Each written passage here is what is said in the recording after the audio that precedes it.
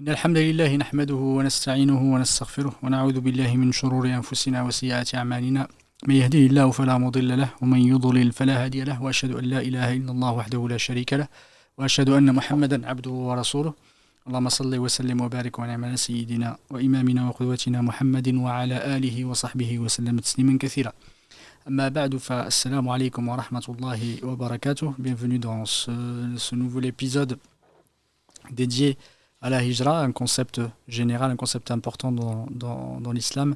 Je remercie Cheikh Mahmoud de sa présence. Salam alaikum. Salam wa rahmatullahi wa barakatuh. Jazakallah khairan. Je remercie les frères Mohamed et Karim qui sont dans les coulisses. Alhamdulillah, la semaine passée, on a introduit le sujet de la hijra, les définitions, mérites, et également les statuts juridiques par rapport aux différentes hijras.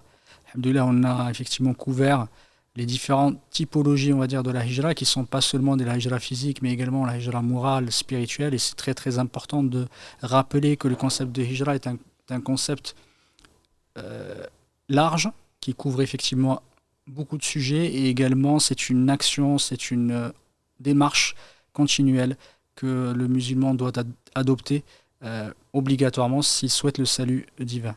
Et alhamdoulilah, cette semaine, on a souhaité, dans la continuité effectivement de ce sujet de la hijra, d'aborder Ashura, qui alhamdoulilah a été effectivement la date correspondant à Ashura était hier, vendredi, Lillahi alhamd. C'était une journée importante pour nous, c'est effectivement une commémoration, en tout cas, un moment de joie. On remercie Allah subhanahu wa ta'ala, et c'est un témoignage de la gratitude d'Allah subhanahu wa ta'ala, fait d'avoir sauvé Moussa alayhi salam effectivement de l'injustice de Pharaon.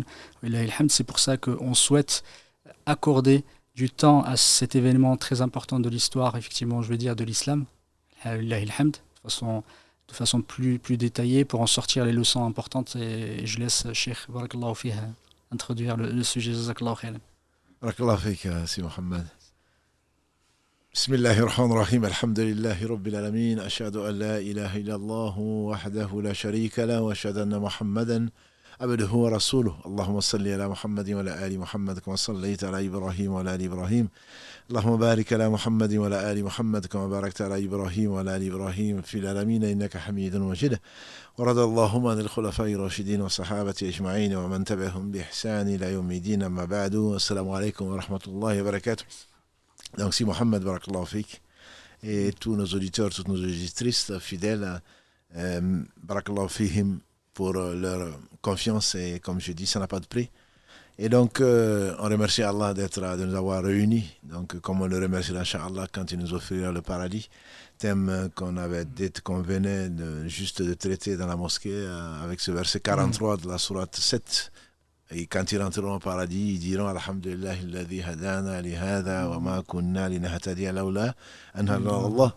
Les louanges de remerciement, les éloges appartiennent à Allah qui nous a guidés vers ça. Donc nous dirons également la même chose, même dans ce bas monde-là, à partir de la hijra, sur lequel tu as vraiment beaucoup insisté, et je pense que c'était à juste titre, notamment en tant que concept. Je pense que malheureusement, on réduit l'islam souvent à l'administratif, c'est bien plus que l'administratif. Donc on a dit la semaine dernière, par la grâce d'Allah, que la hijra, quand on met le pied à l'étrier, c'est jusqu'à la mort. Voilà, on doit toujours fuir vers Allah, et fuir donc ce bas monde et ce qu'il contient, fuir ce qu'Allah a interdit pour notre bien, et essayer donc d'aller toujours suivant la voie du prophète sallallahu alayhi wa sallam.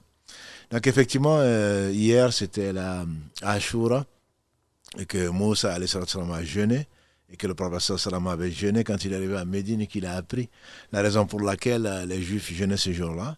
Et il a voulu se distinguer des autres confessions, donc il a également conseillé de jeûner soit la veille, soit le lendemain, aujourd'hui, ou les 3 jours. Mais ce que j'ai retenu de ton propos, c'est la joie.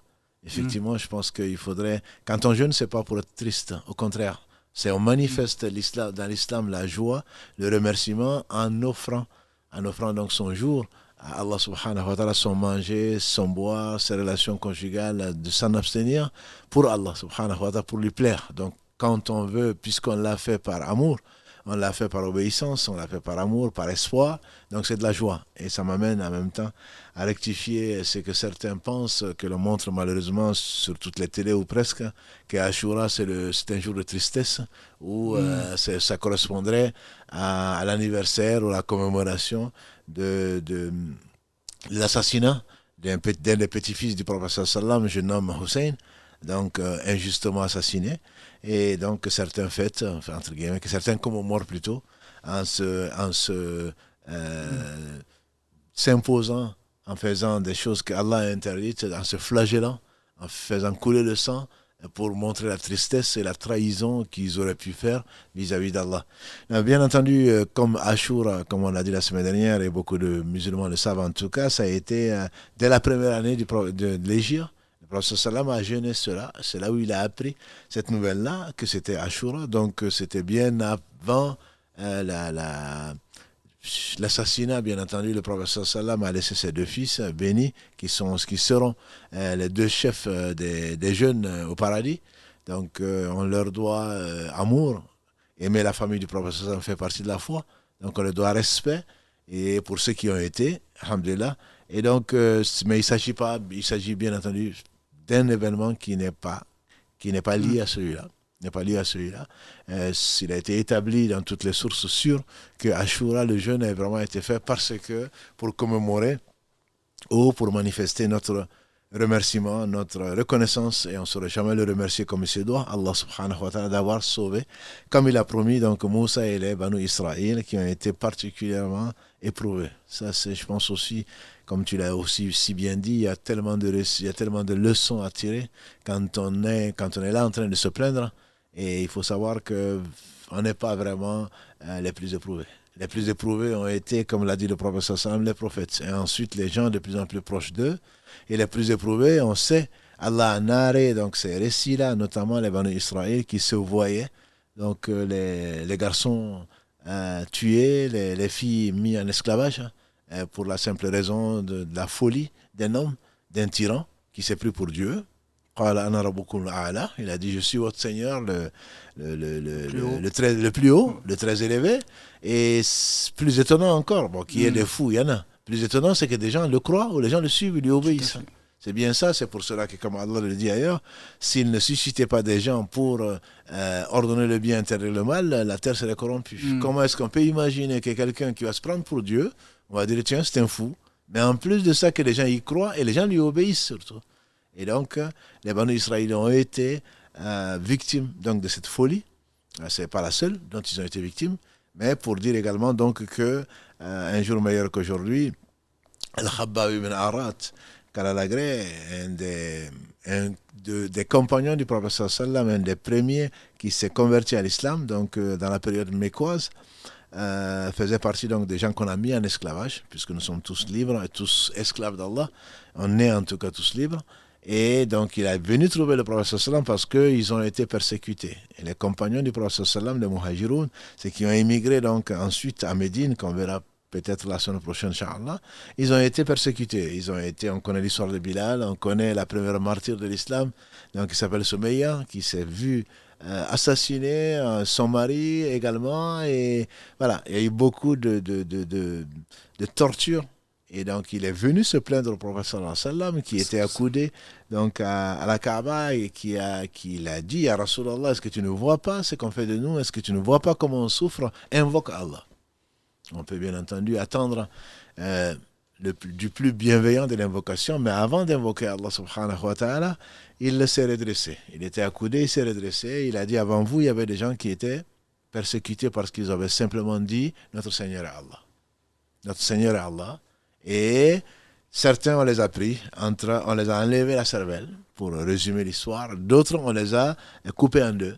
Et tout ceci, ils n'ont pas renié leur foi. Et je jure par celui qui détient mon âme dans sa main que cette affaire du palais de l'islam allait se réaliser, allait s'accomplir jusqu'à ce que le berger quitte Sana'a, en actuel Yémen, jusqu'à Hadr al-Maut, un désert d'Arabie, ne craignant que Allah ait le loup pour son troupeau. Mais vous êtes impatients.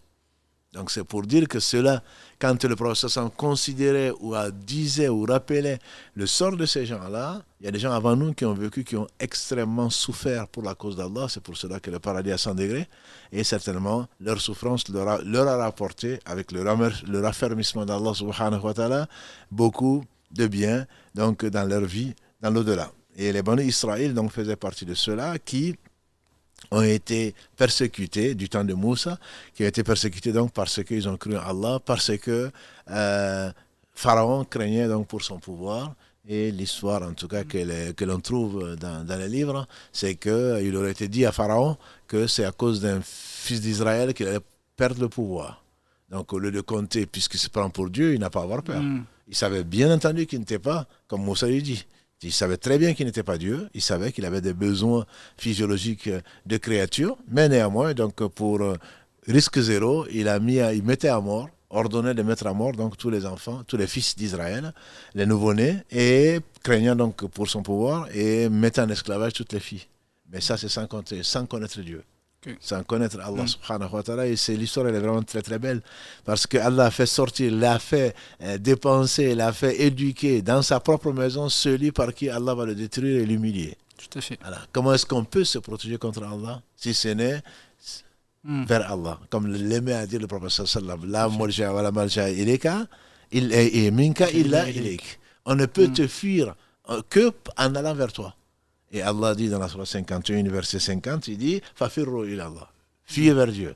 Si on ne connaît pas Allah, bien entendu, on va avoir peur de tout, et sachant que Allah décrète ce qu'il veut, et c'est effectivement par Moussa, alayhi salatu salam, l'histoire peut-être le prophète le plus cité dans le Coran, les récits les plus répétés dans le Coran, et pour cause.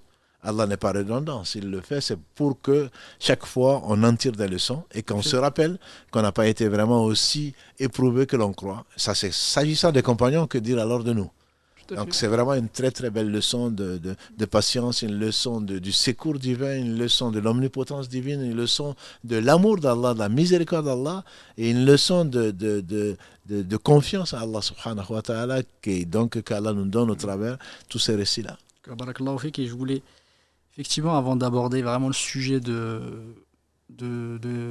départ, effectivement, l'exode de la hijra de Moussa avec son peuple et cette, alhamdoulilah, ce qui correspond effectivement à ce jeûne de Ashura, je voulais parler de la je vais dire que c'est la première hijra de Moussa, mais qui n'était pas une hijra voulue, mais qui était une hijra subie. Quand il était encore jeune, effectivement, quand Allah subhanahu wa ta'ala, on lui a demandé de le mettre dans le petit cercueil et le mettre effectivement dans la mer. Et en fait, je voyais une image de... En fait, tu fuis vers Allah subhanahu wa ta'ala parce Allah subhanahu wa ta'ala leur a demandé. Et ça me faisait aussi penser en fait à la promesse. Parce qu'il y a une promesse tenue. Allah subhanahu wa ta'ala, effectivement, lui a dit « Inna raddu ilayk » Effectivement, on va vous le ramener. Et on a vu effectivement comment ça s'est fait. Et Allah subhanahu wa ta'ala lui a rendu son enfant. C'est extraordinaire. C'est extraordinaire. Cette histoire, quand on la regarde, on se dit comment on peut s'inquiéter, surtout quand Allah subhanahu wa ta'ala est garant de tout. Non, mais c'est extraordinaire. C'est vraiment extraordinaire. C'est qu'Allah bénisse ceux qui ont connu Allah. C'est parce qu'ils l'ont aimé. Et effectivement, Allah promet à la mère, et qu'Allah bénisse nos mères et leur fasse miséricorde, qui tiennent tant, qui sont prêtes à perdre leur vie pour donner vie, et qui va avoir un enfant, qui va s'inquiéter pour son enfant, pas pour elle-même, et Allah va la rassurer, et va lui promettre sa promesse, c'est vrai, va lui dire de le mettre dans un sarcophage, de l'attacher donc à un arbre, on imagine, de le laisser sur le Nil. Et qui va faire ça? Elle était croyante. Et Allah dit, peu s'en faut qu'elle ne divulgue tout si on n'avait pas raffermé. C'est que ce qui est en nous, on n'est pas compté, on n'est pas rétribuable de cela, mais c'est Allah qui nous renforce, qui nous calme, qui nous console pour qu'on ne change ni de foi, ni de conviction. Donc elle savait que ça venait d'Allah, mais elle craignait tellement pour son fils qu'elle a failli, avec Satan qui agissait, qu'elle a failli divulguer ce qu'elle venait de faire. Et en réalité, Allah a voulu ça, il lui a promis, nous allons te la ramener, comme il dit dans la sourate 28, dans la Qasas, nous allons te le ramener. Et effectivement, il l'a ramené. Au travers donc de cette hijra imposée, Oui. comme tu l'as dit, je ne l'avais jamais vu sous forme de hijra. Effectivement, cette hijra imposée, cette fuite, donc Une ce fuite. sarcophage qui va se détacher, Tout à fait. et j'imagine que c'est le summum de stress, quoi. Tout à fait. Ouais, Pour une mère. Voilà, pour une mère, si c'est pas, il y a pire que Pharaon, c'est que le sarcophage va se noyer. Carrément, on ne sait pas où il va aller. Je ne pourrais même pas le contrôler. Au moins, si Pharaon le tuait, je ferais mon deuil, entre guillemets. Eh bien non, ça va aller. Et par précaution, d'où également l'importance de l'islam, de la compréhension, la confiance en Allah n'exclut pas de prendre les causes. Elle va dire à sa fille de suivre des yeux seulement, pas de trop se rapprocher, de suivre les yeux ce sarcophage-là, pour ensuite lui faire le récit et voir qu'est-ce qui va arriver. Et effectivement, le sarcophage va se détacher. On dit qu'il va accoster là où la famille de Pharaon s'occupait au niveau du Nil. Et ils vont le recueillir et ils vont l'amener chez Pharaon. Ça, c'est vraiment la pire des hypothèses. Voilà, que ça se perde quelque part, qu'une mère la recueille. Non, c'est Pharaon lui-même qui va le recueillir. Et quelle est sa sentence? On va le tuer. Donc, risque zéro, on va le tuer. Et Allah, qui ne fait que le meilleur, a créé dans le cœur de tout un chacun. On dit que tout un chacun qui voyait Moussa, alayhi salam, l'aimait. Et notamment la femme de Pharaon qui dit Qurrata a'yun li wa lak. Prunelle de mes yeux, ainsi qu'on sait que les femmes ont beaucoup d'influence, je dirais, sur les hommes, malgré les apparences. Et donc, prunelle de mes yeux et les tiens. Laisse-le vivre, peut-être qu'on va l'adopter comme enfant, ou alors il va au moins nous servir. Et voilà que, comme le dit le proverbe, en tout cas dans ce cas-là, c'est que femme veut, Dieu veut. Allah a décrété que Pharaon soit apaisé par cette parole, rassuré par cette parole de son épouse. Et ce qui est peut-être encore plus extraordinaire, c'est que l'enfant va refuser le sein. Ça, je trouve ça... Tout est merveilleux dans ce récit. L'enfant va refuser de téter le sein de toute femme qui va lui donner, qui va vouloir l'allaiter. Qui a fait ça, si ce n'est Allah? Moi, quand j'ai faim, je peux te dire que je ne cherche pas trop loin. Mais un enfant qui a faim et qui n'est pas responsable, qui va téter le premier sein, va refuser de téter le sein de toutes les femmes qui vont se présenter. Jusqu'à ce que sa sœur, qui a été envoyée donc juste pour contrôler ou pour le regarder de loin, pour surveiller, va avoir cette belle idée. Qui a donné la belle idée? C'est Allah. Toute bonne inspiration vient d'Allah qui lui dit, est-ce que je ne vais pas vous indiquer une femme de ma famille, pas ma mère, bien sûr, pas sa mère non plus, une femme de ma famille qui pourra vous l'allaiter contre salaire. Et ils vont dire, bien sûr, puisque cet enfant, on ne va pas le laisser mourir. Et comme le disent les savants, c'est ainsi qu'Allah l'a ramené à sa mère pour la rassurer, pour lui montrer que la promesse d'Allah est vraie. Elle a été vraie pour Moussa, elle l'est aujourd'hui, elle le sera demain. Elle n'a point douté. Ça, c'est vraiment, c'est une... Allah, on l'a appelé cette sourate Al-Qasas, c'est vraiment le récit. S'il y a un récit à retenir dans le Coran, c'est bien celui-là. Tous sont beaux, tous sont merveilleux, mais celui-là, il est extraordinaire. Pour toute personne qui se pose des questions ou qui a des doutes, il faut revenir à ça, savoir qu'Allah est omnipotent, Allah tient sa promesse et c'est ce qui est arrivé effectivement, comme tu as bien voulu nous le rappeler. Alhamdulillah, effectivement, cette promesse, et la promesse d'Allah subhanahu wa ta'ala est vraie. Et effectivement, ce retour est l'accomplissement de cette promesse. Et alhamdulillah, la promesse d'Allah subhanahu wa ta'ala, effectivement, n'est jamais... est toujours accomplie, ça c'est une certitude. Et on doute que celui qui a une maladie dans le cœur. Et alhamdulillah, Moussa effectivement a continué. Allah subhanahu wa ta'ala lui a donné du pouvoir, de la hikmah, effectivement, le hukm et l'ilm, effectivement, c'est une connaissance pour pouvoir juger des choses et également une science qui est abondante. Et alhamdulillah, il l'a aussi soutenu avec son frère Haroun.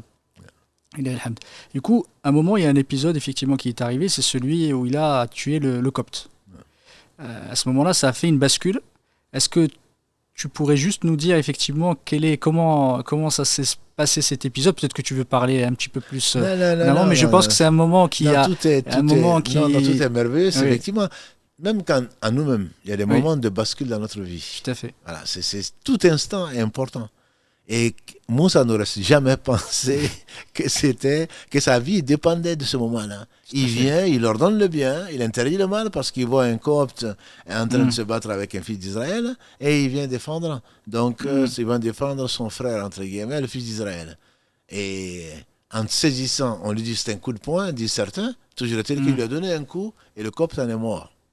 Moussa est quelqu'un de, même quand le prophète l'a vu, pendant le voyage nocturne, donc pour Isra, il a dit que Moussa, c'est quelqu'un de fort. Il est fort, son coup a porté, donc a causé la mort de ce copte.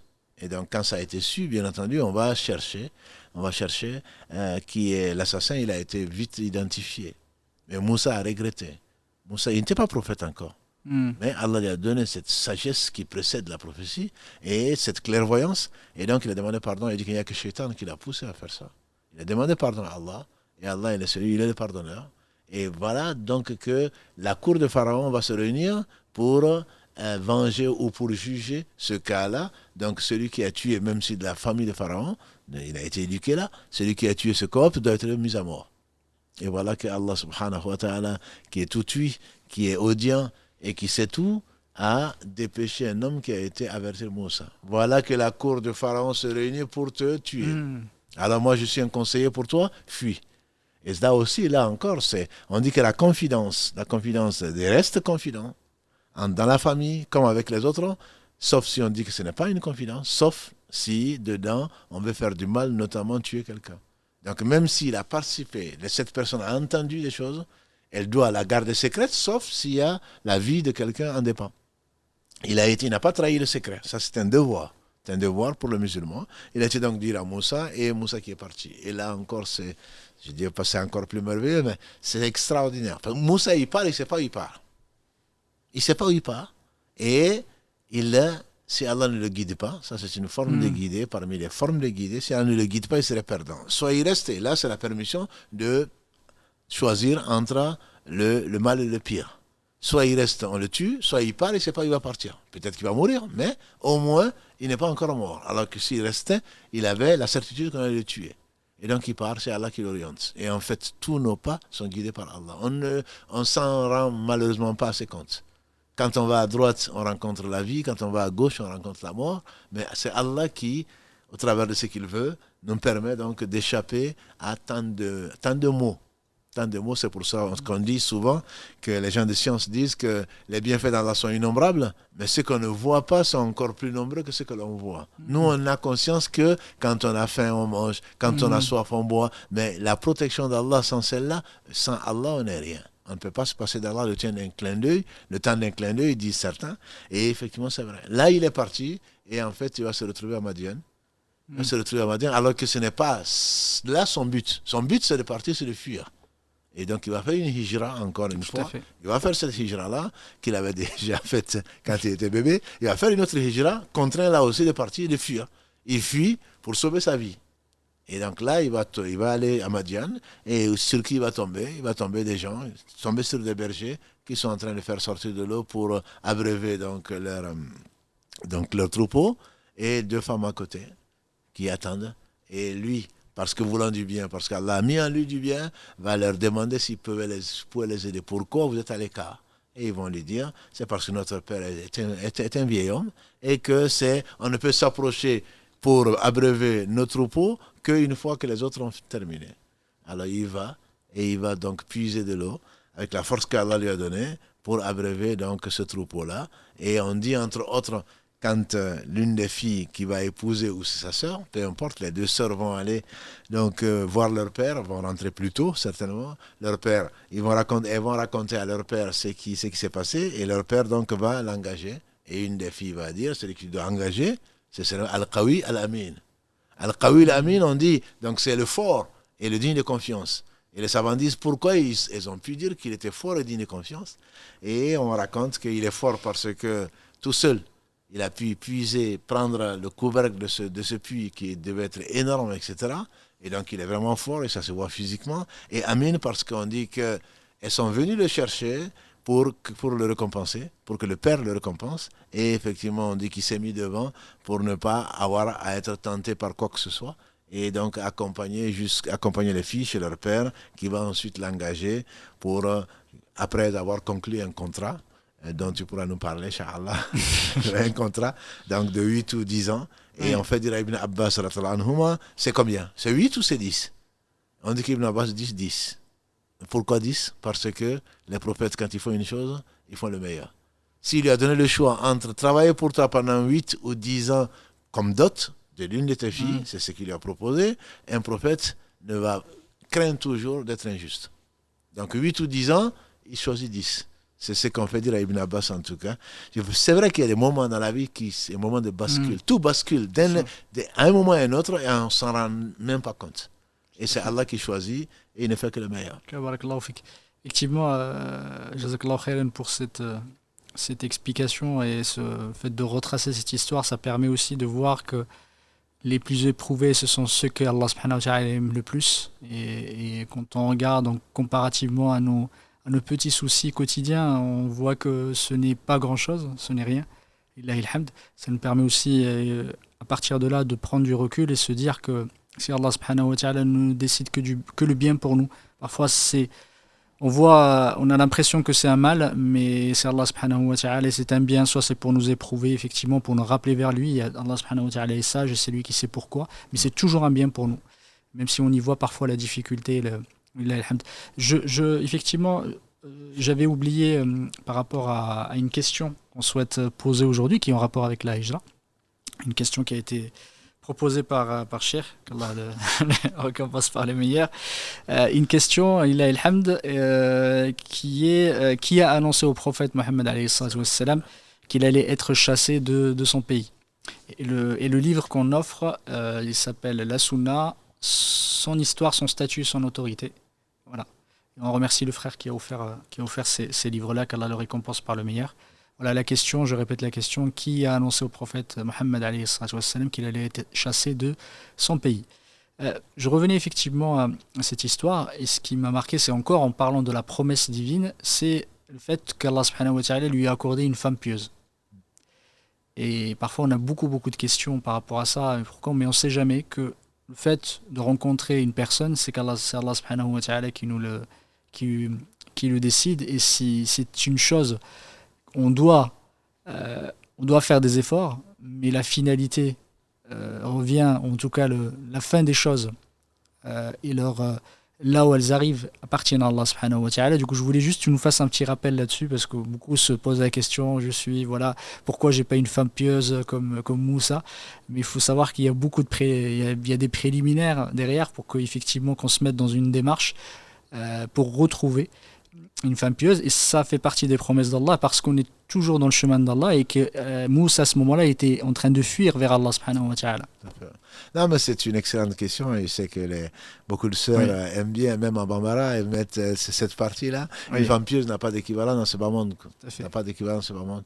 Et derrière tous les grands hommes, il y a certainement de très grandes femmes. Et Allah subhanahu wa ta'ala a voulu comme sunna de faire accompagner les hommes pieux par les femmes pieuses.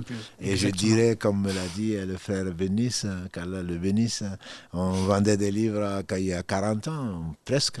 Et les hommes demandaient souvent, prie Dieu pour que Allah m'accorde une femme pieuse. Il leur disait, les jeunes étudiants, il leur disait, tu sais, les femmes pieuses demandent à Allah des hommes pieux. Et donc, peut-être qu'Allah ne va pas les éprouver en leur accordant un homme comme toi. Donc, effectivement, il y a cette hijra. Moussa fuyait vers Allah. Il fuyait vers la vérité, il fuyait vers Allah, et Allah lui a donné le refuge. Au travers des preuves extrêmement dures. Mais il n'a pas puisé pour ces filles-là. Exactement. Pour ça, parce que c'est pour Allah qu'il l'a fait sans attendre une récompense quelconque. Et ensuite, il s'est réfugié à l'ombre et dit, oh Allah, ce que tu vas m'offrir, j'en ai extrêmement besoin. Donc il y a ce besoin-là, cette pureté de cœur qui est l'imploration d'Allah, sachant que tout bien vient de lui. Donc il demande à Allah, confiant, de lui donner ce dont tu auras besoin, parce qu'il en a besoin. On peut se passer de tout, sauf d'Allah subhanahu wa ta'ala. Et là, il n'a pas fini cela. Et certains pensent d'ailleurs que c'est une invocation qu'il faut faire pour avoir une femme. Moi, je ne connais pas cette explication-là, même si, comme on a dit tout à l'heure, les gens aiment bien les trucs administratifs. Tu prends 3 comprimés le matin, tu vas te réveiller étant riche, etc. Non, c'est vraiment un concept, j'ai bien aimé ce mot, c'est un concept de fuite vers Allah subhanahu wa ta'ala. Et donc, il a voulu, parce qu'il a fait pour Allah, et qu'Allah bénisse Muhammad sallallahu alayhi wa sallam, qui nous a dit, personne n'a fait une chose pour Allah sans que Allah ne lui donne mieux, personne n'a abandonné une chose pour Allah sans que Allah lui donne mieux. Donc, quand on fait une chose pour Allah, nécessairement il va te récompenser.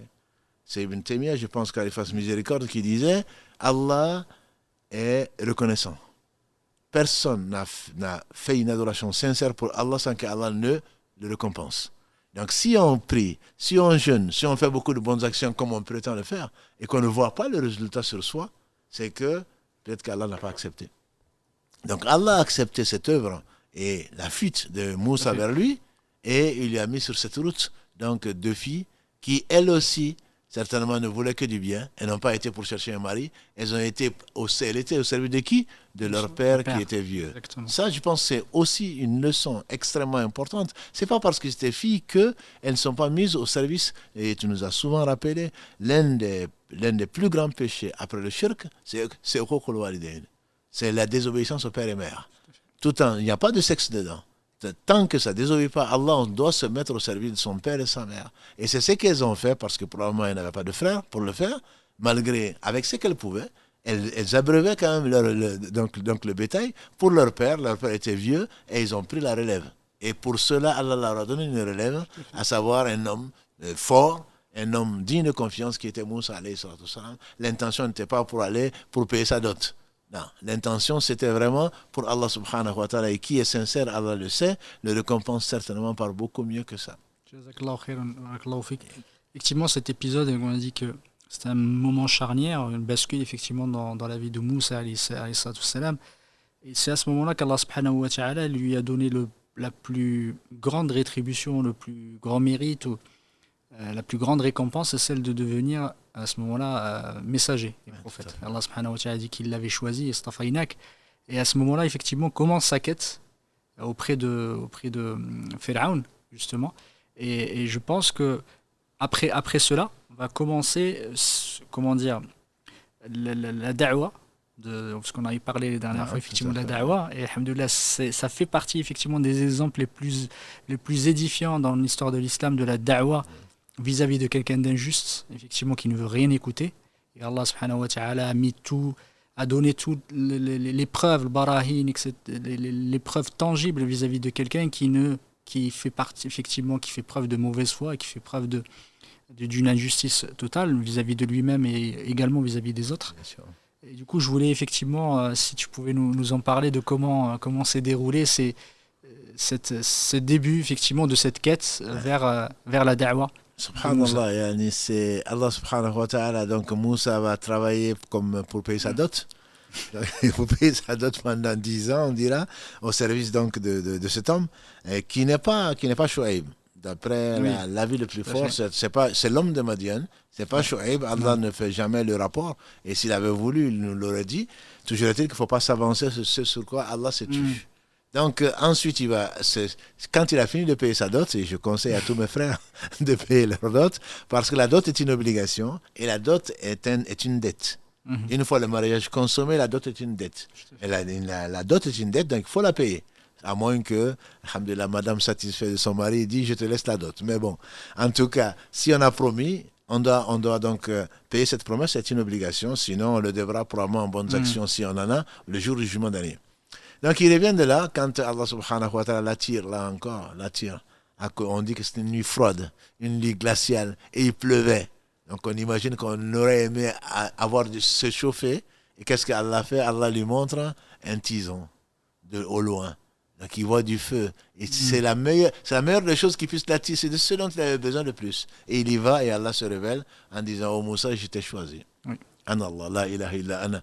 Je suis Allah, point de divinité digne d'adoration si ce n'est moi. Et ensuite il envoie à Pharaon, l'histoire est belle, on ne va pas rester là. Et il va à Pharaon, effectivement, appelle Pharaon, lui il va avoir peur, c'est un homme. Je tué quelqu'un, Ils vont vouloir me tuer. Alors renforce mon pouvoir par Haroun. On dit que c'est l'un des hommes les plus généreux qui veut partager le pouvoir. D'habitude, on fait des coups d'État, surtout en Afrique, donc, pour renverser les gens. Pas qu'en Afrique. Voilà. Non, mais pas qu'en Afrique. Mais d'habitude, on fait des coups d'État. On ne veut rien partager. Et là, son cœur veut qu'il partage cette mission, la meilleure mission sur Terre, que Allah ait accordé à un homme, c'est d'être messager. Il veut le partager avec Haroun, son frère, alayhi salam. Et donc, comme tu dis, comme tu l'as si bien dit, Pharaon a tué combien de fils d'Israël? Et ce n'est pas les seuls. Il a mis en servage combien de filles? Et qu'est-ce qu'il n'a pas fait? Nous, notre réflexe aurait dit, bon ben, Allah, je te demande de le faire disparaître. Non, ce n'est pas ce qu'il a fait. Effectivement, il a appelé avec Allah lui a ordonné. Donc, adressez-le tous les deux une parole douce. Peut-être que il va se rappeler ou alors il va craindre. Donc, le but du da'i, comme on a vu, le but de celui qui appelle à Allah, ce n'est pas de détruire les gens, ce n'est pas de les amener même à se réformer, mais c'est les amener à Allah. Amener à Allah, soit ils se rappellent qu'ils ne sont pas ce qu'ils pensent, soit au moins qu'ils vont rencontrer Allah, c'est de vouloir du bien. C'est l'amour des gens pour le bien, c'est pour cela qu'on les appelle à Allah, subhanahu wa ta'ala. Ce n'est pas pour coloniser la France ou un autre pays. Voilà, ce n'est pas du tout, c'est pas du tout ça. Donc, l'intention de Moussa, c'est de l'appeler. Il l'a appelé par tous les moyens, avec douceur. Et en plus, il avait un problème d'éloquence, comme Allah le dit dans la sourate Taha. Voilà. C'est pour ça qu'il a demandé justement à ce qu'il soit soutenu par Haroun. Par Haroun, oui. pour cela, oui. Parce que Haroun s'exprime mieux. Tout à fait. Mais également, il a dit également une chose qui est très importante, qui passe peut-être inaperçue, afin qu'on se rappelle souvent de toi. Oui. Donc, le fait d'être seul, le poète disait, la solitude ne convient qu'à Allah. Le fait d'être seul, le fait que, alhamdoulilah, on est en train d'échanger, quand j'oublie une chose, tu me le rappelles, et vice-versa, etc., c'est toujours mieux d'être là à deux pour évoquer Allah subhanahu wa ta'ala qui aime le groupe, et parce que la bénédiction d'Allah est avec le groupe. Donc le fait d'être seul, on peut oublier, on peut se fatiguer, etc. Donc c'est aussi la bonne compagnie dont nous on a parlé. Donc mardi dernier. Par conséquent, cette compagnie qui est faite pour Allah subhanahu wa ta'ala renforce le rappel, et également Allah lui a ordonné la prière. La prière afin qu'il se rappelle encore une fois Allah, qui n'est qu'un moyen donc pour se rappeler Allah. Et il va donc appeler Pharaon et amener tous les arguments possibles et imaginables pour qu'il se rende compte qu'il y a un Seigneur au-dessus de lui, un Seigneur tout-puissant qui n'était pas Dieu, de laisser partir les Banu Israël. Il ne lui a pas demandé, il n'a pas condamné à mort. Tout ce qu'il demande, c'est de ne pas être injuste. Parce qu'Allah n'aime pas l'injustice. Allah n'est pas injuste. Allah interdit l'injustice. Laisse partir. Si, comme Allah le dit dans la sourate 44, si vous ne croyez pas en moi, au moins laissez-moi partir. Laissez-moi. Et Pharaon a refusé. Il s'est pris pour Dieu et il avait toute une cour, tout un peuple, je dirais, à sa merci. Et notamment, il avait ces arguments-là qui étaient les sorciers, qui étaient très solidaires avec lui et qui cherchaient donc l'aspect matériel, puisqu'il demande, et si c'est nous, puisqu'il est venu avec des arguments solides, Moussa, Allah lui a donné des miracles dans le bâton, dans sa main, etc. Et donc, Pharaon a pris ça pour de la sorcellerie, et il s'est dit, moi j'ai mieux, j'ai des gens qui sont spécialisés, tu vas voir ce qu'on va faire de toi, on va te ridiculiser, et tout ça, toi et ton frère, vous êtes venus pour donc amener les fils d'Israël, les sortir d'Égypte pour, n'est-ce pas, nous affaiblir ou ceci ou cela. Et donc c'est là que Pharaon va inviter donc les sorciers à venir, et Moussa leur dit le jour du rendez-vous, c'est le jour de la fête entre guillemets, Duha, au petit matin. Et donc les savants là aussi disent que c'est dans la dawa, c'est le fait d'appeler les gens pour que les gens soient témoins. Et là, comme les gens ne sont pas convertis, y compris les sorciers. Les sorciers, oui. Comme quoi également, il ne faut pas dire celui-là c'est un sorcier, il va mourir. Ça c'est extrêmement important comme récit. Celui-là c'est un sorcier, il va aller en enfer. Non, il est sorcier. S'il meurt dans cet état, il va aller en enfer. Mais les sorciers, malgré qu'on peut imaginer qu'ils ont été crucifiés, on peut imaginer qu'ils ont été torturés, comme Allah nous le laisse imaginer, puisque Pharaon les menace de couper un bras et de couper une jambe donc en alternance. Malgré cela, ils disent non, nous on a connu notre Seigneur, on a su que ce que nous faisons, c'est la sorcellerie et que les sorciers ne vont jamais réussir. Ça, c'est le jamais désespérer de la miséricorde d'Allah. Jamais dire à quelqu'un, toi, tu vas aller en enfer, tant que la personne n'est pas morte. Et encore, Allah seul sait dans quel état, donc la personne est morte. Donc, il va faire matin, midi et soir, il va appeler Pharaon avec tous les arguments possibles.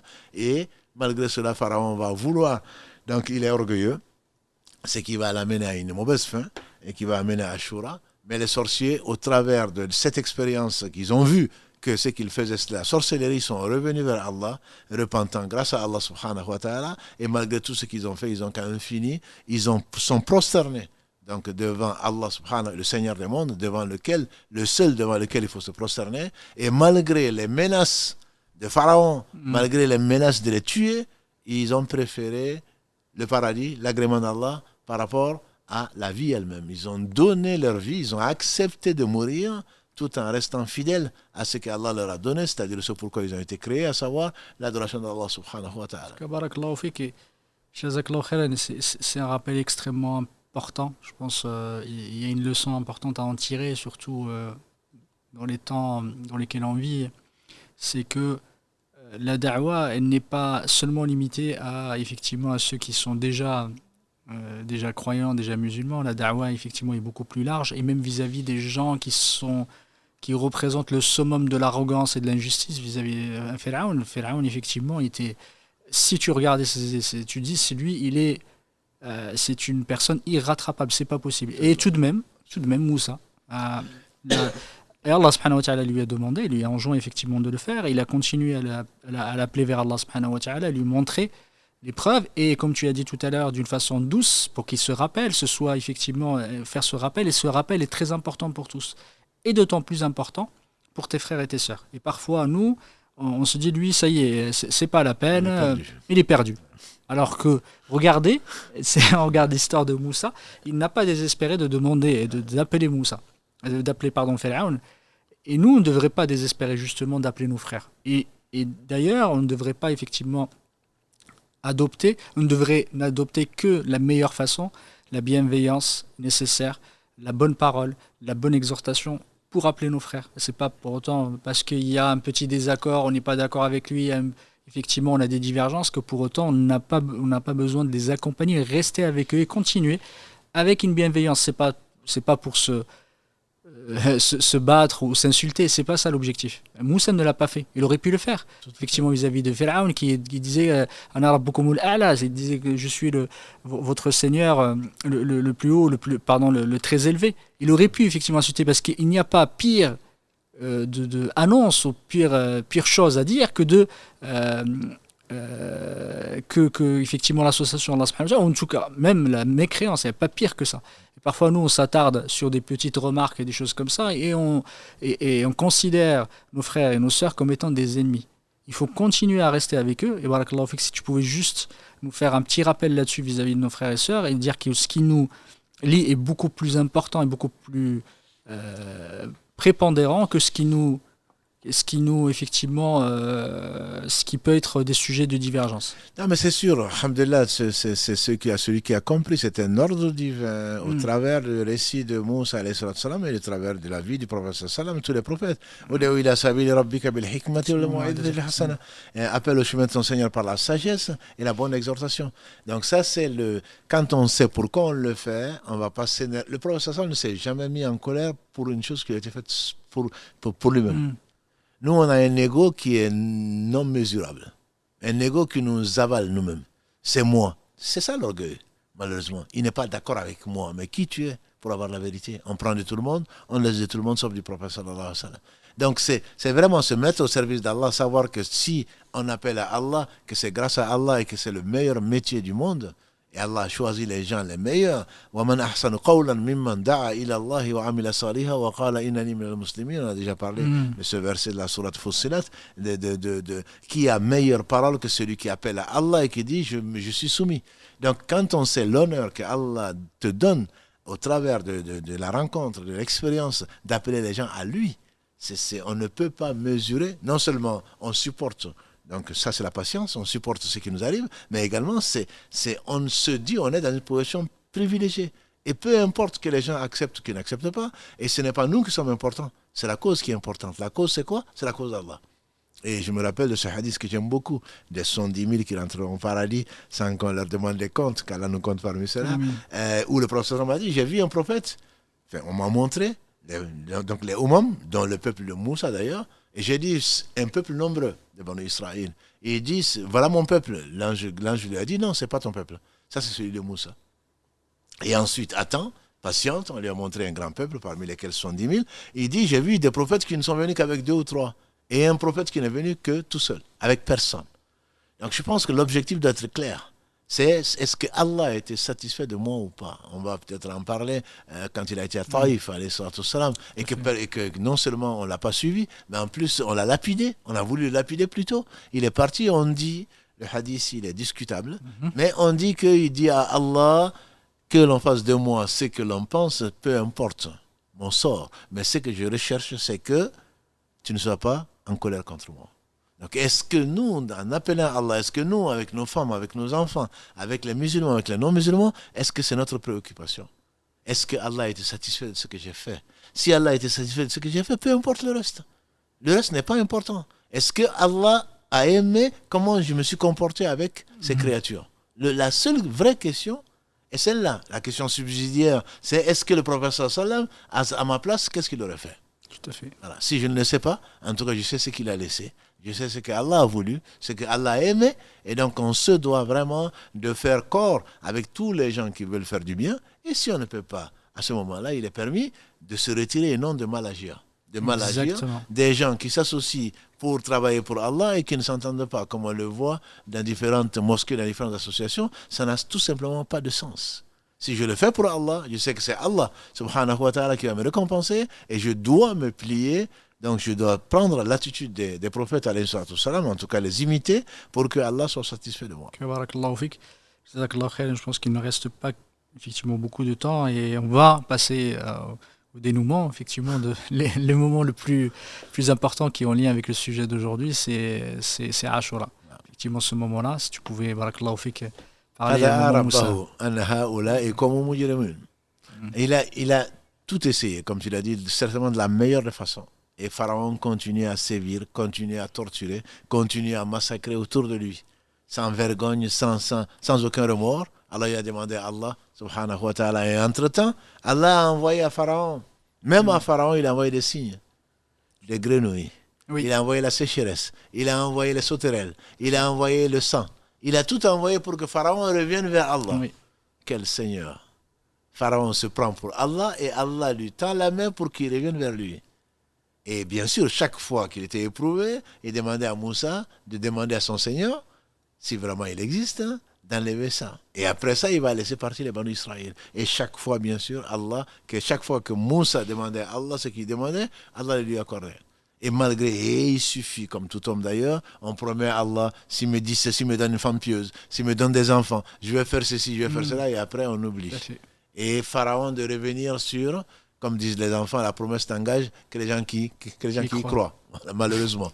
Et donc, à ce moment-là, Moussa, il a vu que Pharaon ne va pas changer. Et il a demandé à Allah de sceller son cœur. Puisqu'il est comme ça et que l'orgueil a pris le dessus, qu'Allah scelle son cœur et qu'il ne puisse pas revenir, il ne puisse pas mourir en tant que musulman. Et Allah lui a permis alors de fuir avec les fils d'Israël de nuit. Fuyez donc avec mes serviteurs de nuit et vous allez être suivis. Il était averti et donc ils vont fuir et Pharaon va apprendre ça dans la nuit et il va se mettre à les poursuivre. Ne même pas les laisser partir, il va les poursuivre pour leur montrer que c'est lui ce qu'il n'est pas. Et donc ils vont partir, ils vont venir. Quand ils vont se retourner, ils vont voir Pharaon et son armée derrière. Et ça, c'est aussi un très bel épisode. Et quand Allah dit, subhanahu wa ta'ala, qala ashabu Moussa, qu'est-ce qu'ils ont dit à Moussa? Inna la mudrakoun. Nous voilà donc rattrapés par l'armée. Et Moussa, il a dit, Kalla inna ma'iya rabbi sayahdin. Oh que non, mon Seigneur est avec moi, il va me guider. Il va me guider dans le sens que il va me protéger. C'est lui qui m'a dit de partir. C'est lui. Je crois en sa promesse. Et si on était vraiment des croyants, certainement, comme tu l'as dit, et sa promesse est vraie, certainement on ne serait pas malheureux. Et donc, ils vont arriver à la mer et Pharaon derrière, la mer est devant. C'est un proverbe arabe qui dit, pour dire une situation impossible, tu as la mer devant toi, tu as Pharaon derrière toi. Oui. Donc, choisir entre deux mots, entre la peste et le choléra, là, ils étaient morts dans tous les cas, sauf les croyants. Et donc, Allah inspire à Moussa de frapper du bâton qu'il avait, la mer va donc se fendre. Nous y croyons. Allah le dit dans combien de passages du Coran, on le trouve dans l'Ancien Testament, nous savons que c'est la vérité, Allah, et c'est facile à Allah. C'est facile à Allah, il nous a créé à partir de rien, à partir du néant. Donc la mer lui a obéi comme tout lui obéit, bon gré, mal gré. Ils ont accepté bon gré de lui obéir, comme le ciel, comme la terre. La mer va se fendre en deux. Et comme j'aime à le dire, il n'y avait même pas de la boue à la place quand l'eau s'est retirée. Même pas la boue. Ouais. Elle était sèche. Ouais. Et il n'y a que Dieu pour le faire. Tout à fait. Et donc le croyant, il est heureux. Je dis le croyant, il est heureux. Il a un Seigneur qui l'accompagne et certainement il n'a pas à avoir, il peut avoir peur, mais il n'a à craindre de personne. Et ils vont s'engager. Et quand ils vont s'engager, et Pharaon et son armée vont s'engager également. Ils vont s'engager également. Et quand le dernier fils d'Israël va sortir, Allah subhanahu wa ta'ala va inspirer à Moussa et va ordonner à la mer de se refermer. Ça va refermer donc sur Pharaon et son armée. Et c'est là que Pharaon va dire, je crois qu'il y a d'autres êtres dignes d'adoration que celui auquel croient les Banu Israël. Et je suis musulman. Et Allah va lui dire, que maintenant? Alors que tu as été parmi les pervers, parmi les désobéissants, parmi les orgueilleux. C'est maintenant selon que tu le reconnais. Et c'est l'une des conditions. Une belle leçon, c'est que la porte du repentir, comme l'a dit le professeur Salam, est ouverte. La porte est ouverte. Personne ne peut la fermer, sauf tant que l'âme n'a pas atteint le gosier. Et là, Pharaon était sûr qu'il allait être noyé. Il voulait sauver sa vie. Allah dit que maintenant, c'est trop tard. La porte du repentir est fermée pour tout homme, individuellement, quand l'âme atteint le gosier. Et c'est là que Allah réalise un miracle qui est encore présent. Il dit aujourd'hui, on va préserver ton corps pour en faire un signe pour les gens après toi. Et en effet, on sait des sources sûres que notamment Maurice Bucaille a trouvé sur les stigmates d'une momie, les stigmates de noyade. Et ce momie, cette momie, correspondait au pharaon de la période de Moïse. Il y a un livre qui s'appelle Moïse et Pharaon.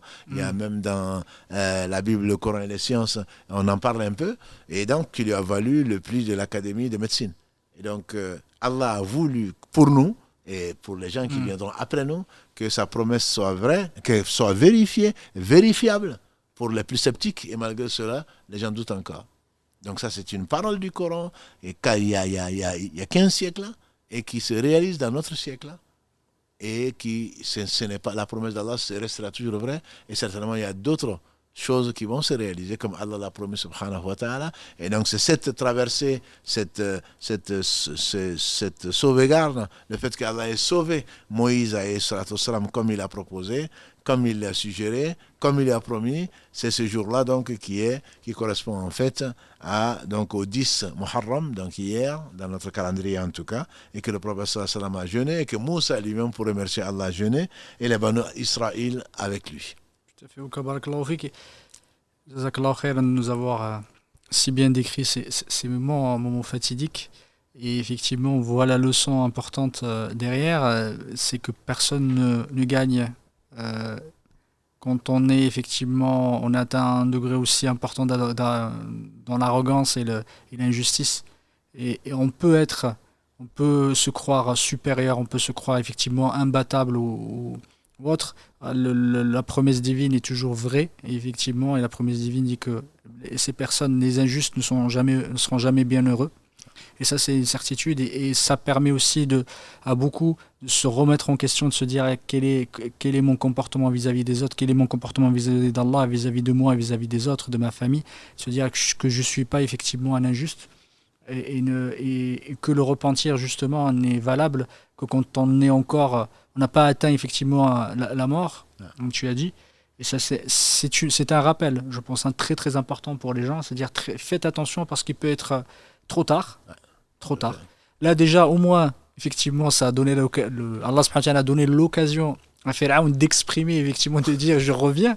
Certains ne l'ont même pas à ce moment-là.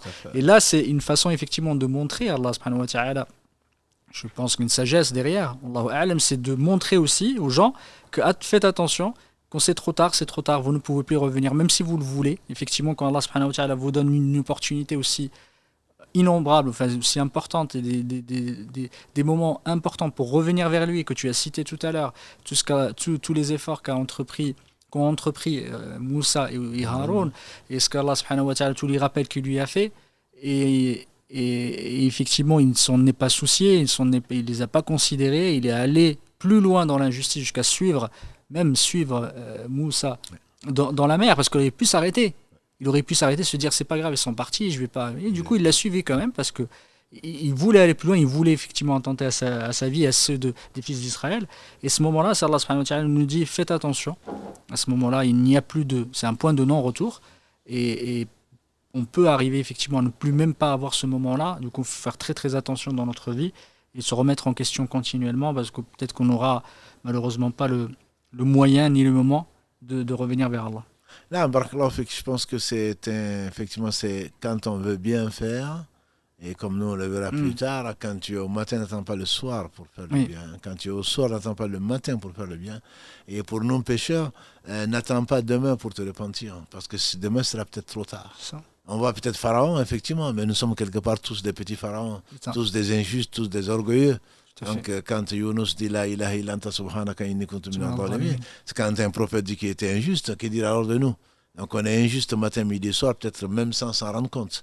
Et donc, ne pas attendre demain pour se repentir. Et le meilleur des hommes, demander pardon à Allah 100 fois par jour.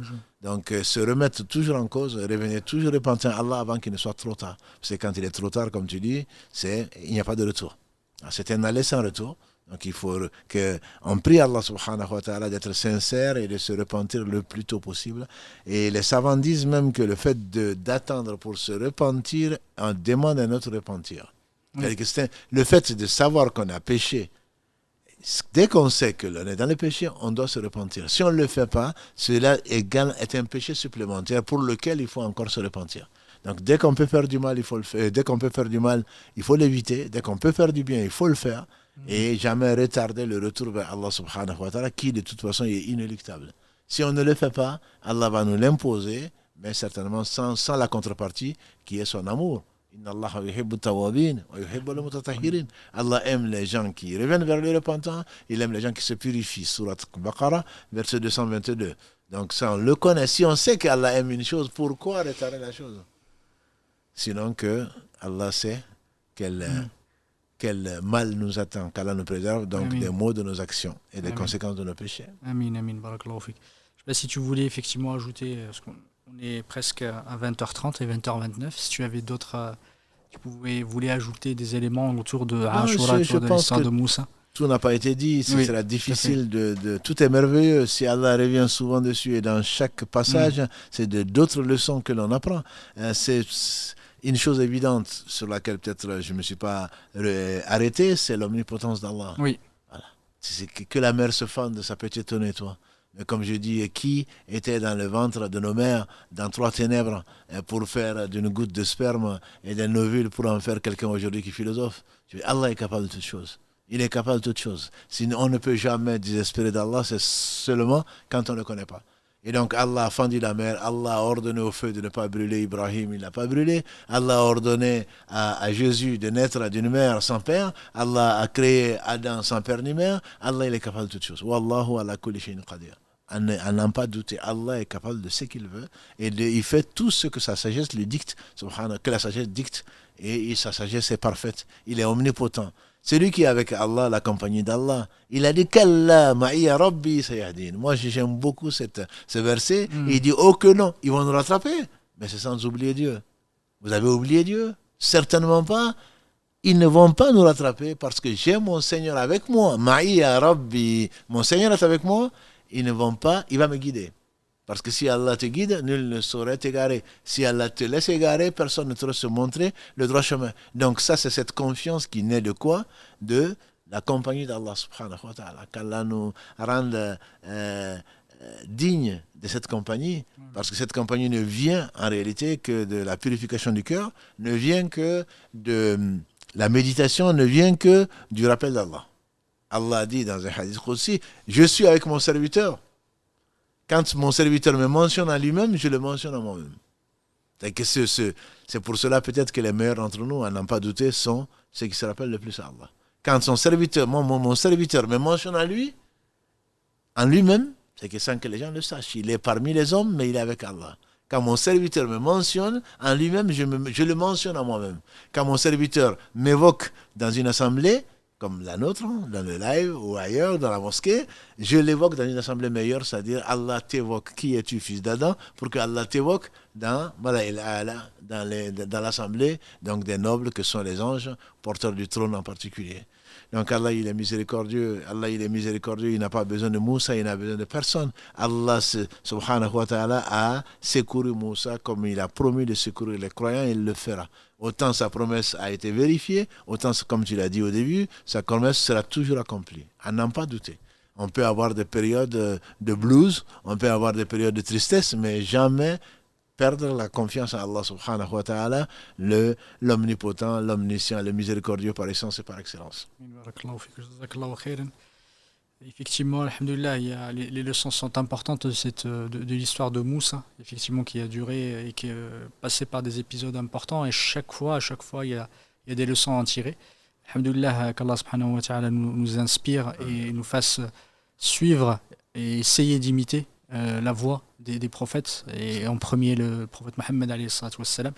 On va passer Inch'Allah ta'ala aux questions. Je rappelle juste un petit rappel par rapport à la question qu'on a posée tout à l'heure pour nos téléspectateurs qui nous suivent, qui est quelle est la personne qui a averti le prophète alayhi salatu wassalam, qui a annoncé au prophète alayhi salatu wassalam qu'il allait être chassé de son pays. Voilà la question, et le livre qui sera offert à celui qui aura la bonne réponse, Inch'Allah, c'est la Sunna, son histoire, son statut, son autorité, de Mohamed Taqi Uthmani. Salam alaikum.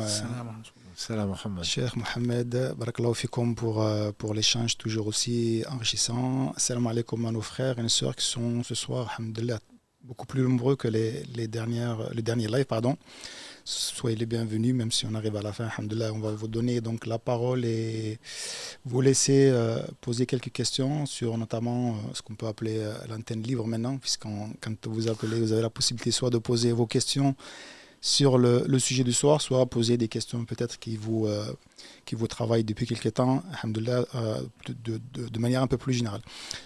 Juste, cher, avant de passer donc à ces questions-là et d'ouvrir les appels, est-ce que tu pourrais faire peut-être un petit rappel sur le fonctionnement aussi des réseaux et sur nos réseaux sociaux, quand on les ouvre comme ça et quand on laisse la possibilité à nos frères et nos sœurs de poser des questions, il y a parfois des échanges de frères ou de sœurs qui font passer d'autres messages qui n'ont rien à voir avec le sujet et qui répondent aussi à des questions qui sont posées. C'est prendre un risque peut-être aussi de répondre à ces questions-là, malgré qu'on leur fait des rappels. C'est une responsabilité aussi de notre part et de leur part aussi. Est-ce que peut-être tu pourrais dire un petit peu un mot là-dessus, pardon, et leur faire un petit rappel, Inch'Allah. Non, barakallah, le rappel profite aux croyants. Je pense que Shaitan ne rate pas une occasion pour nous amener au mal. Donc le rappel profite aux croyants, ce n'est pas un jugement, simplement on n'est peut-être pas plus avant qu'eux. Mais il se trouve que sur ce qu'on dira, on sera interrogé dessus. Et c'est un cercle qu'on espère béni par Allah subhanahu wa ta'ala parce qu'on l'évoque. Et donc, il ne faut pas laisser Shaitan rentrer dedans et se faire des propositions à des jeunes filles ou des jeunes filles à des jeunes garçons. Ce n'est pas le lieu, si on veut en tout cas la bénédiction. C'est le respect de l'autre, ce n'est pas polémiquer dessus. Nous, on le fait, on espère qu'Allah subhanahu wa ta'ala va nous accompagner pour éviter donc de faire du mal à qui que ce soit. On veut du bien. Simplement, il ne faudrait pas profiter de cela comme certains marabouts ou charlatans qui font des postes. On a des frères qui font des postes pour des causes peut-être justes, il n'y a pas de problème, mais on rentre par la porte dans l'islam, par exemple. Quand on voit ces postes-là, on est obligé de bannir ces personnes parce qu'elles n'ont pas d'éthique. Ils n'ont pas d'éthique. Comment tu vas rentrer chez quelqu'un, ce n'est pas chez nous. Mais comment tu vas rentrer sur le réseau de quelqu'un pour poster, pour te faire de la publicité? Parce que l'important, c'est que toi, tu ne penses qu'à toi. En réalité, tu ne penses pas à toi. Tu ne penses pas à toi parce que tu vas le payer. Tu es rentré par la fenêtre. Et Allah n'aime pas donc, que les gens qui respectent pas les autres. Par conséquent, il y a une éthique. Il y a une éthique et il faut l'intention. La bonne intention, c'est quand on vient pour apprendre ou enseigner. Ce monde est maudit ce qu'il contient, sauf donc le rappel d'Allah et ce qui peut lui être assimilé, l'enseignant et l'élève. Si tu sais, alhamdulillah. Mais ce n'est pas c'est la page d'une mosquée. Il faut respecter les responsables. Si tu veux faire passer un message, passe par la porte et ne réponds pas aux questions. C'est pas à toi qu'on a posé la question. On a posé la question à des personnes de confiance, qu'Allah leur fasse mériter la confiance. Donc il faut laisser les gens ne pas étaler sa science qui, comme on le sait, si on étale sa science, c'est qu'il n'y en a pas beaucoup en réalité. On veut se montrer, et l'ostentation fait partie des plus grands péchés dans l'islam. Donc montrer que l'on sait, dire, on ne t'a pas interrogé, attends qu'on t'interroge. Et il y a des gens qui ont été interrogés, s'ils ne le savent pas, ils vont le chercher. Et si tu peux, ils vont peut-être faire appel à toi, mais ce n'est pas le cas. Donc il faut vraiment respecter les autres, et respecter la mosquée, respecter la page, et respecter les sœurs et les frères, autant que possible, dans la mesure où Allah sait le tréfonds des cœurs. Allah sait tout. Donc ce n'est pas sous un prétexte quelconque qu'on peut manquer de respect ou d'éthique vis-à-vis des uns et des autres, surtout vis-à-vis d'une mosquée. Barakallahu fik, Cheikh. Je pense que c'était important de le rappeler parce que, alhamdoulilah, on a beaucoup de personnes qui envoient pas mal de messages et, comme tu as dit, ils veulent étaler plus ou moins leur science, alhamdoulilah. La première question, Cheikh, que j'aimerais te poser, c'est peut-être pour rassurer une jeune personne dans la religion, même si on est tous jeunes dans la religion, alhamdoulilah. Elle dit, voilà, j'ai jeûné jeudi et vendredi, mais je ne savais pas qu'il fallait jeûner 3 jours. Est-ce que j'aurai la récompense divine? Inch'Allah, Allah est bien plus généreux que cela. Le prophète sallallahu n'a même pas jeûné 2 jours.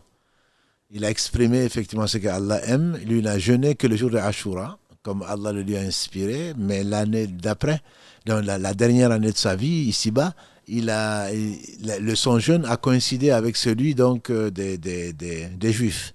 Et donc il dit, si je vis l'an prochain, Inch'Allah, je jeûnerai le 9 et le 10. Dans une version, le 10 et le 11. Dans une version, le 9, le 10 et le 11. Donc, alhamdulillah, celui qui veut suivre sa sunna, la meilleure voie pour aller vers Allah, va jeûner 9 et le 10. C'est ce que tu as fait. Donc, il n'y a absolument aucun souci à se faire. D'autres disent que c'est le 10 et le 11 et le meilleur jeûne, c'est certainement les 3. Mais si tu ne savais pas, il se peut qu'Allah t'ait déjà récompensé par le pardon donc, des péchés de l'année dernière, des péchés véniels de l'année dernière. Et celui qui ne sait pas n'a pas de péché. De toute façon, ce n'est pas un péché que de ne pas jeûner Ashura. Déjà, il faudrait ce n'est pas un jeûne qui est obligatoire. Le prophète sallam a ordonné, il était obligatoire avant la révélation de l'obligation du jeûne du Ramadan. Une fois que Allah, dans l'année 2 de l'Hégire, le deuxième lundi de Sha'ban de l'année 2 de l'Hégire, Allah a révélé l'obligation du Ramadan, le jeûne de Ashura n'était plus obligatoire. Donc l'obligation a été abrogée. Par contre, le meilleur des hommes a jeûné et ses compagnons ont également jeûné ce jour. Qui va apprendre que à cause du jeûne d'un seul jour, Allah va te pardonner les péchés de toute une année sans le faire? Et donc, il a jeûné, il a continué à jeûner tout en, bien sûr, en jeûnant le Ramadan. D'autres après lui et avec lui ont jeûné. Donc, le 9 et le 10, c'est excellent, je dirais. Il y a un bonus pour ceux qui auront jeûné aujourd'hui, 9, 10 et 11, parce qu'un seul jour, jeûner pour Allah éloigne la face de l'enfer de la distance de 70 années de marche. Donc, par conséquent, il ne faut pas négliger le fait d'avoir jeûné. Et Inch'Allah, l'an prochain, si Allah te prête vie, tu pourras jeûner le 9, 10 et 11, Inch'Allah. Barakallahu fik, Cheikh. On va prendre un premier appel, Inch'Allah, avant de continuer sur les questions écrites. Allô, salam alaikum. Wa alaikum salam. Vous êtes en direct, Inch'Allah, vous pouvez poser votre question. Salam alaikum, j'espère que vous allez tous bien. Barakallahu fik. Alors moi j'ai appelé pour répondre à la question et je pensais à Waraqta ibn Nawfal. Waraka ibn Nawfal, effectivement, c'était la bonne. Je savais que je pensais que la réponse était facile, c'est ce que j'ai dit avant de commencer. Mais alhamdulillah, on est là aussi pour partager ces moments-là. Et effectivement, c'est la bonne réponse. Inch'Allah, tu laisseras ton numéro de téléphone, peut-être qu'il a déjà Karim, pour t'envoyer ce livre. Barakallahu fik d'avoir participé. Effectivement, c'est le cousin de notre mère Khadija, et donc qui se connaissait dans le livre, dans ce qui avait été révélé. et donc qui a prédit effectivement au prophète sallallahu alayhi wa sallam qu'il allait être chassé, et lui de s'étonner parce qu'il ne savait que ce qu'Allah lui a enseigné. Comment? Parce qu'on va me chasser. Et il a répondu, qui a été porteur d'un message aussi important que toi qui n'a pas été chassé, donc de son peuple? Effectivement, c'est la bonne réponse. Barakallahu fik. Ouais, alhamdoulilah, je suis très contente. Barakallahu fik. Ouais, je suis barakallah. Salam alaikum. D'autres Alaikum appels, salam. Karim?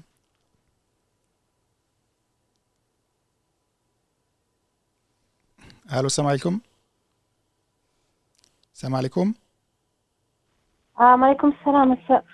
Salam alaikum. Ouais, excusez-moi, je suis une sœur qui est en train de suivre le live. Allô? Vous êtes en direct, hein, on vous écoute. Ah, pardon, excusez-moi, oui. Voilà, donc voilà. Je m'attendais pas, je pensais que j'avais quelqu'un d'abord avant d'avoir le live directement. Donc voilà, en fait, ma question, je vous explique, c'est que actuellement, bon, j'ai fait un retour d'un voyage à la Mecque au mois de janvier. Et c'est vrai que depuis mon retour, il s'est passé beaucoup de choses. Ça serait très difficile de l'expliquer comme ça en détail sur le direct. Mais vu que je cher, assalamu alaikum tout le monde, désolé déjà. Qu'Allah vous préserve et qu'il vous facilite. Merci encore. Je ne remercierai jamais Allah de m'avoir mis à travers mon chemin. En fait, j'arrive pas, comment vous expliquer. J'aimerais donner des bons conseils, mais j'ai pas envie d'être non plus mauvais conseil. J'ai peur de faire peur mon changement de retour à la Mecque, par exemple, pour que les gens me disent ah ça y est, elle est revenue de la Mecque. Vous voyez les gens comment ils sont de nos jours, qui ont des mauvais soupçons, sachant que l'intention au fond elle est bonne.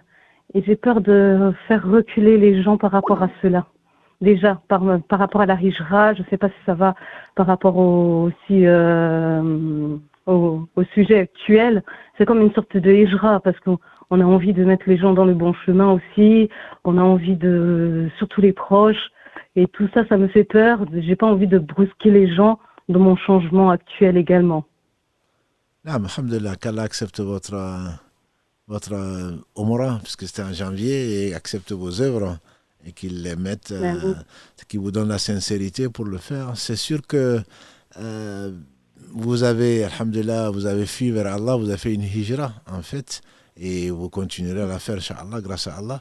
Donc je pense que c'est important de remercier Allah, d'être déjà reconnaissante vis-à-vis d'Allah, puisque vous ne sauriez le faire sans lui. Donc remerciez beaucoup Allah pour ce qu'il vous a donné, et combien de gens regretteront de n'être pas revenus à Allah assez tôt, et combien de gens vous envieraient, ou vous envient même, je dirais.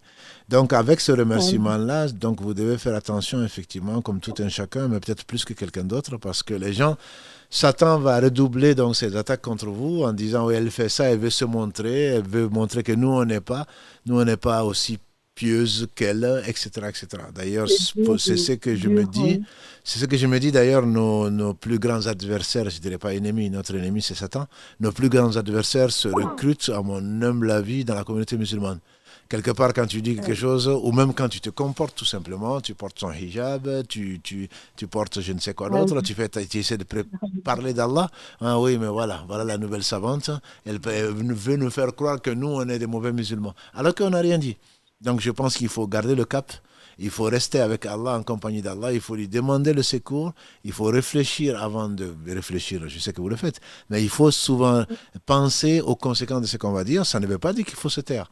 Parce que tout à l'heure, dans un cours, on disait, quelqu'un qui connaît la vérité, qui voit quelqu'un sur un mauvais chemin, qui se tait, c'est un Satan qui est muet. C'est un Satan qui est muet parce que Satan ne cherche que ça. Satan va venir à vous en disant, non, si tu dis ça, on va dire ça. Si tu fais ça, on va faire ça. On le fait pour Allah. Allah sait pourquoi on le fait. Donc il faudrait vraiment surtout penser à Allah, demander son secours, pour essayer de... C'est lui qui va vous faire déceler le bon moment où il faut placer l'attaque, comme on dirait peut-être au Tour de France. C'est le bon moment où il faut attaquer Satan. Le bon moment où il faut amener le bon conseil, mais avec délicatesse, avec sagesse. C'est Allah qui va vous amener à ça. Donc c'est Allah qui va vous assister à ça et ne vous précipitez certainement pas et faites attention à ce que Satan va dire pour vous amener, pour vous faire étaler plutôt le peu de science que vous avez. Donc là, il faudrait vraiment demander l'aide d'Allah. Il n'y a pas de moment. C'est vraiment l'inspiration tout en faisant attention à ce que Allah subhanahu wa ta'ala, en sachant plutôt qu'il sait ce qui est dans le cœur et donner le bon conseil par le comportement avant toute chose. Je vous dis par le comportement, parce que vous êtes jugé. Tout ce que vous aviez fait avant la Umrah, à mon humble avis, on ne va pas le voir. Mais ce que vous allez faire après la Umrah, ça y est, depuis qu'elle a fait la Umrah, elle fait la Umrah et elle fait ça. Même si tout le monde le fait. Voilà, elle fait ça parce qu'elle a été à la Umrah. C'est de la jalousie, tout simplement. C'est de la jalousie. C'est des mauvais soupçons. Donc, il faudrait prier Allah subhanahu wa ta'ala de vous protéger. Et ensuite, malgré ce que les gens vont dire, malgré le risque que les gens vont dire, il faut quand même dire la vérité de la meilleure des façons, bien sûr. Comme on a dit tout à l'heure, le verset de la sourate 16, Allah insiste dessus, verset 125 si ma mémoire est bonne, donc appelle au chemin de ton Seigneur par la sagesse, Donc Allah subhanahu wa ta'ala vous assiste et vous accompagne dans votre retour vers lui. Invocations pour les enfants, s'il vous plaît, les invocations pour les enfants de nos jours, ça va être dur. Donc, je pense beaucoup aux enfants, s'il vous plaît, la nouvelle génération, la jeunesse. Il faut cibler vraiment nouveau. Vous qui avez la parole, qui avez cet impact sur cette nouvelle jeunesse, s'il vous plaît, faites vraiment important sur les enfants. Vos invocations sont peut-être proches d'Allah. On va invoquer Allah subhanahu wa ta'ala qui sait tout, de nous guider d'abord avant toute chose, de guider ensuite nos enfants et de les protéger contre les tendances, de les protéger contre les maux de leurs actions. Effectivement, les tentations sont terribles, les tentations sont énormes, mais je peux vous dire qu'il n'est pas plus facile de faire l'islam avant qu'aujourd'hui. Comme vous avez entendu, Moussa, alayhi salatu salam, quelles tentations qu'il a eues et les persécutions. Les gens ont beaucoup souffert avant nous et il ne faut pas penser qu'aujourd'hui on ne peut pas être un bon musulman, ce n'est pas vrai. C'est désespéré d'Allah, donc il faut invoquer Allah de nuit comme de jour et lui demander, rien ne lui est impossible. Par conséquent, grâce à Allah subhanahu wa ta'ala, il va protéger comme il nous a protégés. Il a protégé les anciens, il va nous protéger, Inch'Allah. Il ne faut pas désespérer. Oui. Inch'Allah. Merci, cher. Désolé, je suis un peu émue aussi. Donc, merci à toute l'équipe. Qu'Allah vous récompense et qu'Allah vous protège. Je ne sais pas comment vous faites pour avoir cette... Inch'Allah, on y arrivera. Priez pour nous. Barakallahu fik. Et la sagesse que vous avez, ya Rabbi, Inch'Allah. Amin. Amin. Assalamu alaikum. Alaykum salam wa rahmatullahi wa barakatuh. D'autres appels, Karim? On continue. Allô? Allô, salam alaikum? Salam alaikum? Salam alaikum. Alaikum salam. Vous êtes en direct, Inch'Allah. Salam alaikum. Qu'Allah vous préserve et vous récompense, les frères, pour tout ce que vous faites. Vous m'entendez? Oui, on vous écoute. Oui, excusez-moi, j'avais une petite question, je ne vous entends pas très bien, mais je vais essayer de poser ma question. Allez-y, on vous écoute. J'avais une petite question par rapport à la prière de Saub.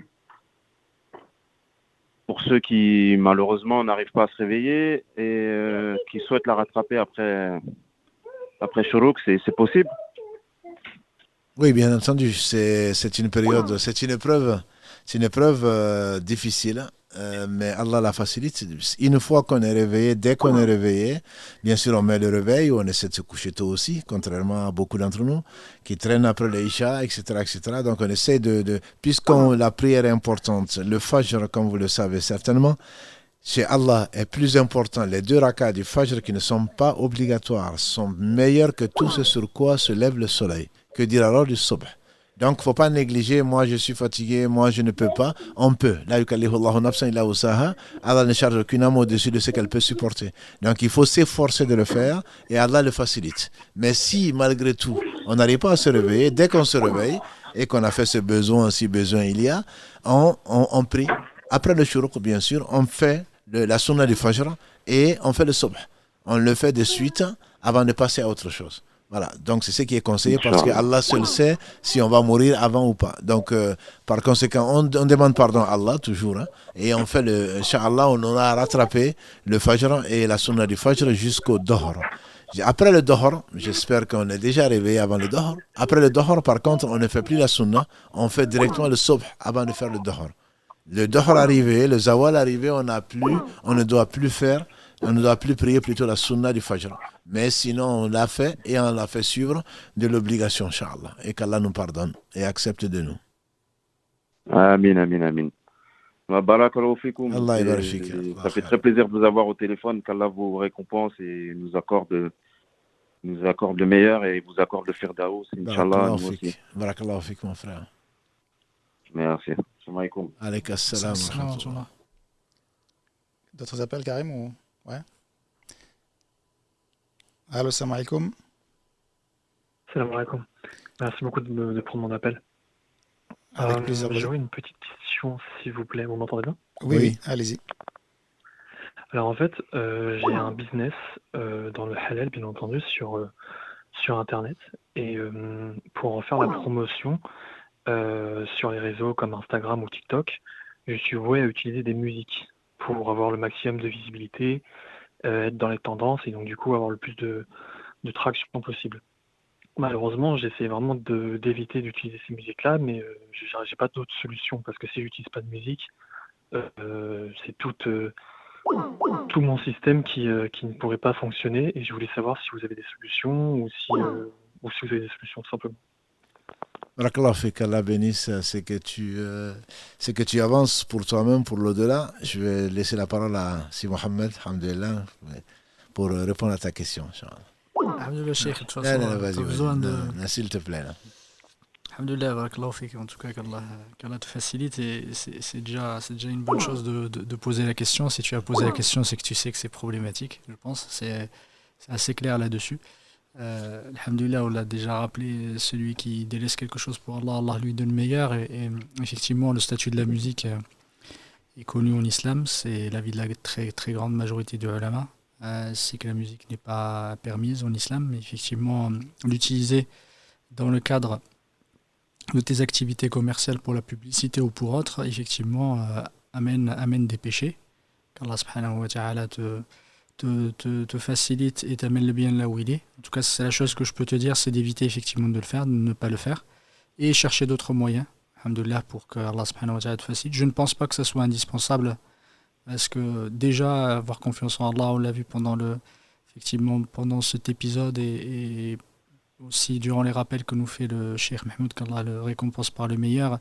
La confiance en Allah se fait à tout moment, se fait pour tous les sujets, que ce soit pour les sujets de commerce, les sujets de mariage ou autre. La confiance en Allah est très importante et effectivement, délaisser quelque chose pour Allah, Allah te donnera meilleur. Et effectivement, quand on croit en Allah subhanahu wa ta'ala, quand on est pieux, Allah nous trouve toujours une solution, une porte de sortie vers quelque chose de mieux. Et c'est ce que je peux effectivement te conseiller, qu'Allah subhanahu wa ta'ala te facilite et t'amène le bien là où il est.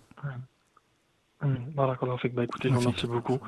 Je vais essayer de trouver une solution, je ne l'ai toujours pas trouvée, mais qu'Allah me facilite. Amin, amin, amin. Amin, ya Rabbi, amin. Merci beaucoup en tout cas d'avoir pris mon appel. Barakallahu fik. Salam alaikum. C'est bon, Karim, on continue. D'autres appels? Allez. Allô, salam alaikum. Oui, salam alaikum. Vous êtes en direct, Inch'Allah. Merci beaucoup. En tout cas, déjà, je voulais vous remercier pour tout ce que vous faites. Et c'est super, merci beaucoup. Moi, j'ai une question par rapport à l'héritage et à l'écriture d'un testament. Est-ce qu'on peut donner à une personne précise ou à deux personnes précises, notamment par exemple des frères et sœurs, malgré que les parents soient toujours vivants, alhamdoulilah, où on doit respecter ce qui a été dit par Dieu, notamment dans la sourate Al-Baqarah et Nisa.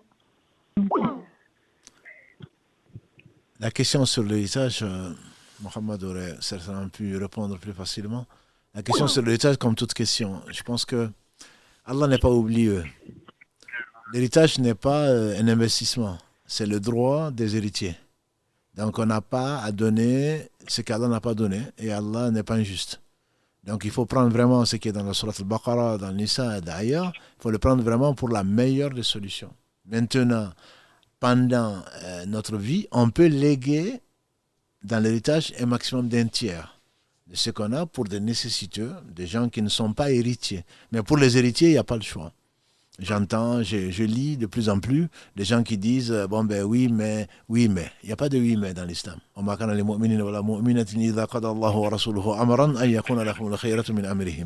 Il n'appartient ni aux croyants ni à la croyante une fois qu'Allah a décrété une chose, Surat 33 verset 36, qu'ils aient le choix. Donc Allah nous donne le meilleur, puisqu'il aurait pu faire autrement. S'il nous donne une chose, c'est que c'est la meilleure des choses. Donc là, il ne faut pas en douter, ce n'est pas l'héritage qui va faire vivre quelqu'un dans ce bas monde. Ce qu'il contient ne représente pas grand-chose. Donc là, on désobéit à Allah inconsciemment ou consciemment. Et il se peut qu'Allah n'accorde aucune baraka dans ce que l'on a fait. Donc il y a tout ça qui compte, je dirais même, il n'y a que ça qui compte. Donc le regard d'Allah, c'est le plus important. Tout en veillant, bien entendu, à ne pas faire du mal à ses créatures. Donc le regard d'Allah est le plus important. Je ne conseille à personne de revenir sur le testament, sauf pour un tiers, et le prophète m'a dit un tiers c'est beaucoup, pour des non-héritiers. Pour les héritiers, le problème ne se pose pas, ne doit pas se poser. Voilà. Et pour les non-héritiers, parce qu'ils sont orphelins, parce qu'ils ont besoin de ceci, cela, c'est pas nous. Nous, on est venus sans biberon, on est venus sans sac à dos, on est venus sans couche, on est venus sans tout ça. Allah nous a tout donné, et bien plus. Donc, il ne faut pas qu'on s'inquiète outre mesure pour les gens qu'on va laisser. C'est Allah, quand il a créé, Allah a déterminé la subsistance de tout un chacun. Ce n'est pas nous qui donnons la subsistance. Nous ne sommes que des moyens. Donc, il faut faire confiance à Allah subhanahu wa ta'ala. On n'est pas plus bienveillant, on n'est pas plus miséricordieux qu'Allah. Donc, il faut garder toutes ces notions-là avant de prendre des décisions qui peuvent nous nuire dans l'au-delà. Surtout parce que c'est le plus important. Qui peuvent nous nuire dans l'au-delà. Si on fait ce choix-là, pourquoi on l'a fait? Allah sait pourquoi on l'a fait. On pense aimer plus qu'Allah. On pense pas savoir plus qu'Allah, mais on se dit mais peut-être que c'est possible. C'est un risque que je ne prendrai pas. Ma sœur, je vous conseille vraiment, d'un point de vue testament, de rester, et dans votre vie également, sinon vous ne seriez pas en notre compagnie, de respecter ce qu'Allah, dans sa sagesse, dans sa miséricorde et dans son omniscience, a décrété. D'accord. Merci beaucoup. Barakallah. Salam alaikum. Juste une petite effectivement rappel, c'est que la sœur effectivement disait qu'elle souhaitait léguer quelque chose à son frère ou sa sœur. Effectivement, parce que typiquement, ce que tu as dit, Barakallahu Fik, très si bien, c'est que il y a point de legs ou de testament pour celui qui hérite, et c'est pas parce qu'on fait partie de la famille qu'on est héritier. Et le frère et la sœur n'héritent pas dans tous les cas, effectivement. Dans tous les cas, je veux dire, c'est qu'il y a certains cas où ils héritent. Il faut qu'elle regarde est-ce qu'ils sont héritiers ou pas. À ce moment-là, si c'est son frère, effectivement, il est exclu des héritiers parce qu'elle a des enfants ou elle a un père encore vivant. À ce moment-là, elle peut effectivement leur léguer quelque chose. À ce moment-là. Mais ça dépend effectivement de la situation de chacun. Je parlais des héritiers. Les héritiers, voilà, une fois qu'ils font partie des héritiers, ça il n'y a pas à chercher. Voilà. Après, s'ils ne font pas partie des héritiers, effectivement, on peut léguer à hauteur d'un tiers au maximum. Tout à fait. Avant de prendre notre appel, une petite question qui forcément... il y a des questions qui amènent d'autres questions, et notamment le frère qui a appelé par rapport à la musique. Donc il y a beaucoup de questions là-dessus. Oui, mais est-ce qu'on peut utiliser des instruments des musiques sans instruments, etc., etc. Et puis il y a une question qui dit, quand il y a un mariage, on dit qu'il faut faire du bruit pour faire savoir que les personnes viennent de se marier. Donc comment faire cela sans mettre de la musique? Le you-you est bien connu depuis très longtemps. Voilà, donc on n'a pas vraiment besoin de donner des idées aux gens pour le mariage pour savoir qu'il y a voilà. On tapait des mains, on peut chanter. Le prophète n'a pas interdit le chant. Là, il parle de musique. Le frère qu'Allah lui facilite et qu'Allah le bénisse, même, j'ai dit, parce que s'il pose la question, c'est bien parce qu'il cherche le bien. Voilà. Et celui qui cherche le bien, je suis sûr qu'Allah va lui montrer les portes de bien. Voilà, donc non, faire là, on le sait tous, que les chanteuses, les petites filles et les grandes, et dans les rues, on a tous connu ça dans les villages et de le reste, quand il y a un mariage, ça se sent, hein. Ça se sent. Donc, on n'a vraiment pas besoin du rock and roll ou d'autres choses pour savoir qu'il y a un mariage. Non, pour faire du bruit, les hommes savent le faire. Voilà. Donc, ce qui est permis c'est le douf, comme on le sait, dans les mariages. Et le prophète a repris Abu Bakr, le meilleur des compagnons du prophète sallam, quand des petites filles sont venues chanter donc le jour de la fête. Voilà, donc c'est permis de chanter à des petites filles, mais ce qui n'est pas permis, c'est les instruments donc à cordes et à vent que nous connaissons tous. Donc c'est ça. Je pense que le frère connaît très bien sa religion, et je pense qu'il sait que les chants sont permis, simplement effectivement pour faire monter l'audimat ou la publicité. Aujourd'hui, quand tu ne le fais pas, dans nos réels par exemple, on sait très bien que s'il n'y en a pas, eh ben ça passe pas. Alhamdulillah, nous on n'en vit pas. Alhamdulillah, on a investi pour l'au-delà, et donc c'est permis, tout à fait permis de vivre de son savoir ici pour gagner l'au-delà. Donc le frère est probablement dans ce cas-là, il ne s'agit pas de lui, mais on ne fait pas feu de tout bois. On ne fait pas feu de tout bois. La fin dans l'islam ne justifie pas les moyens. C'est pas parce que, comme il a dit ici Mohammed, c'est pas parce que je veux du bien que je vais faire n'importe quoi. Allah est pur, on accepte ce qui est pur. S'il a interdit des choses, c'est bien parce que notre bien n'y est pas, même si on pense. Wallahu ya'lam wa antum la ta'lamun. Allah sait, vous ne savez pas. Donc, c'est la raison pour laquelle, faire du bruit, on peut le faire. Ça, ce n'est pas un souci. Ça, je fais confiance à mes sœurs, à me faire pour faire du bruit avec les casseroles, avec tout ce qu'ils veulent. Et d'habitude, ils ne se gênent pas. Voilà. D'ailleurs, effectivement, il y a beaucoup de personnes qui reprennent soit nos reels, soit d'autres reels d'imams et qui remettent des anachides par-dessus pour faire encore plus monter l'audimat, comme tu disais. Non, c'est une très bonne remarque, Mohamed, puisque les gens utilisent, ce n'est pas, j'espère que nos frères, nos sœurs nous connaissent assez, en tout cas nous font confiance pour savoir que les réels, quand ils voient avec de la musique, c'est pas nous. C'est des gens qui, sans la permission, prennent une partie de ce que l'on dit et font monter la sauce. Donc, pour avoir plus d'audimat, etc. Ça, c'est, Allah sait qu'on est bari. On n'est pas du tout, non seulement, on n'a pas notre autorisation, mais Allah jugera. Mais en plus de cela, le contenu, c'est pas nous. C'est pas nous, c'est eux qui le font pour avoir ce qu'Allah seul sait. Et Allah récompensera à chacun justement. Et dans tout cas, ça ne vient pas. Si vous voyez mosquée Mirail, certainement, il n'y a pas de musique derrière. Nous, c'est le contenu qui nous intéresse. Mais si l'audimat, ça vient d'Allah, on ne se connaissait pas, mes frères et sœurs, vous le savez très bien. Il y a seulement, nous, ça fait quelques années qu'on fait ces lives-là. Et on ne se connaissait pas. Allah a voulu, par le moyen qu'il a voulu, que l'on soit des frères, qu'elles soient de la même famille. Et on en est très heureux. Mais ce n'est pas eux qui l'ont fait, c'est Allah qui l'a fait. Voilà, donc on ne cherche pas l'audimat, même si nous sommes très heureux que nous soyons de plus en plus nombreux à faire partie de cette grande famille de l'islam. Karim, un appel. On va prendre un appel, Inch'Allah. Allô, salam alaikum. Salam alaikum. Salam alaikum. Salam. Vous m'entendez? Oui.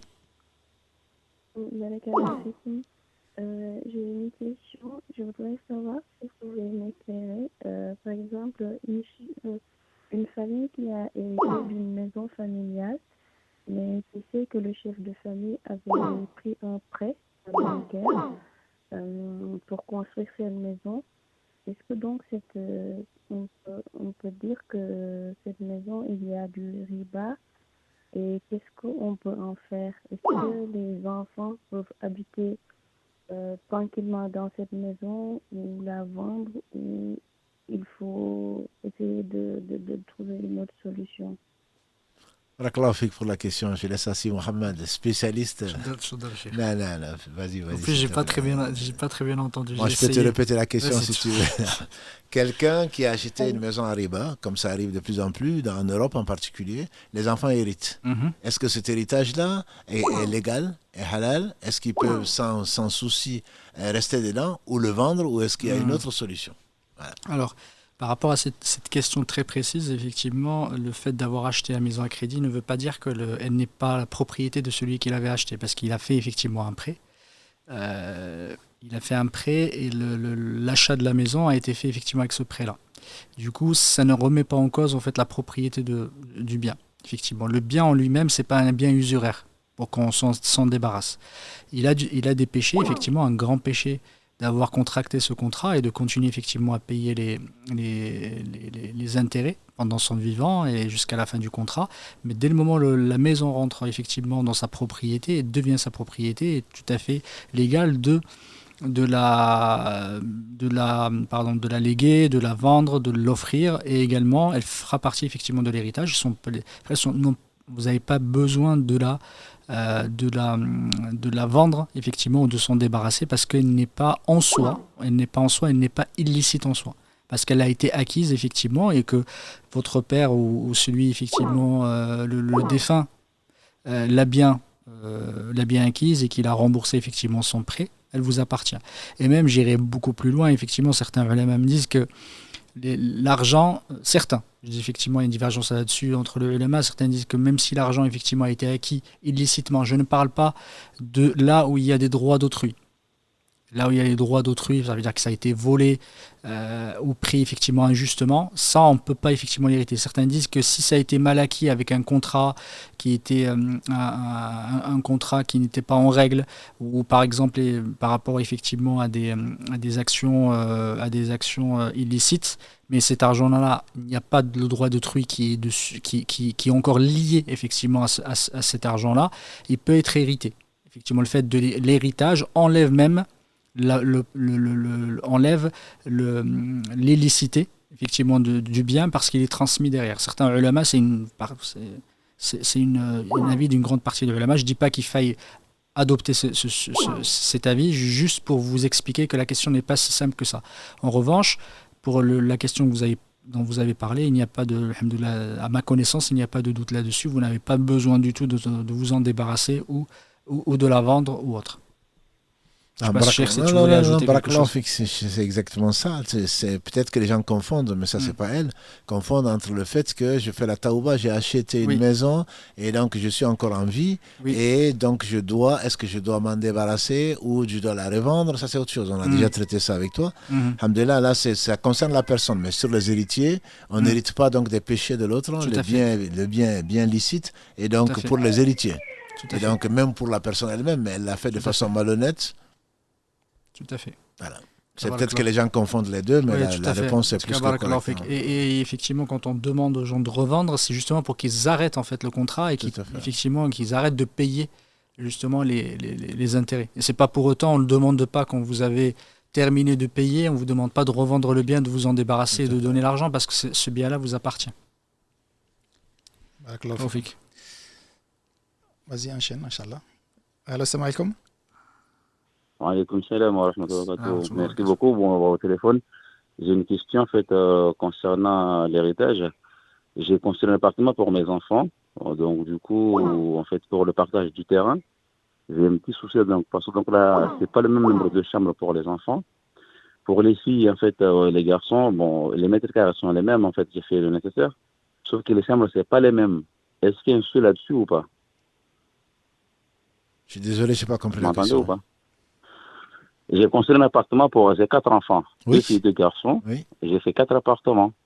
Donc pour les garçons, ils ont le même mètre carré de surface.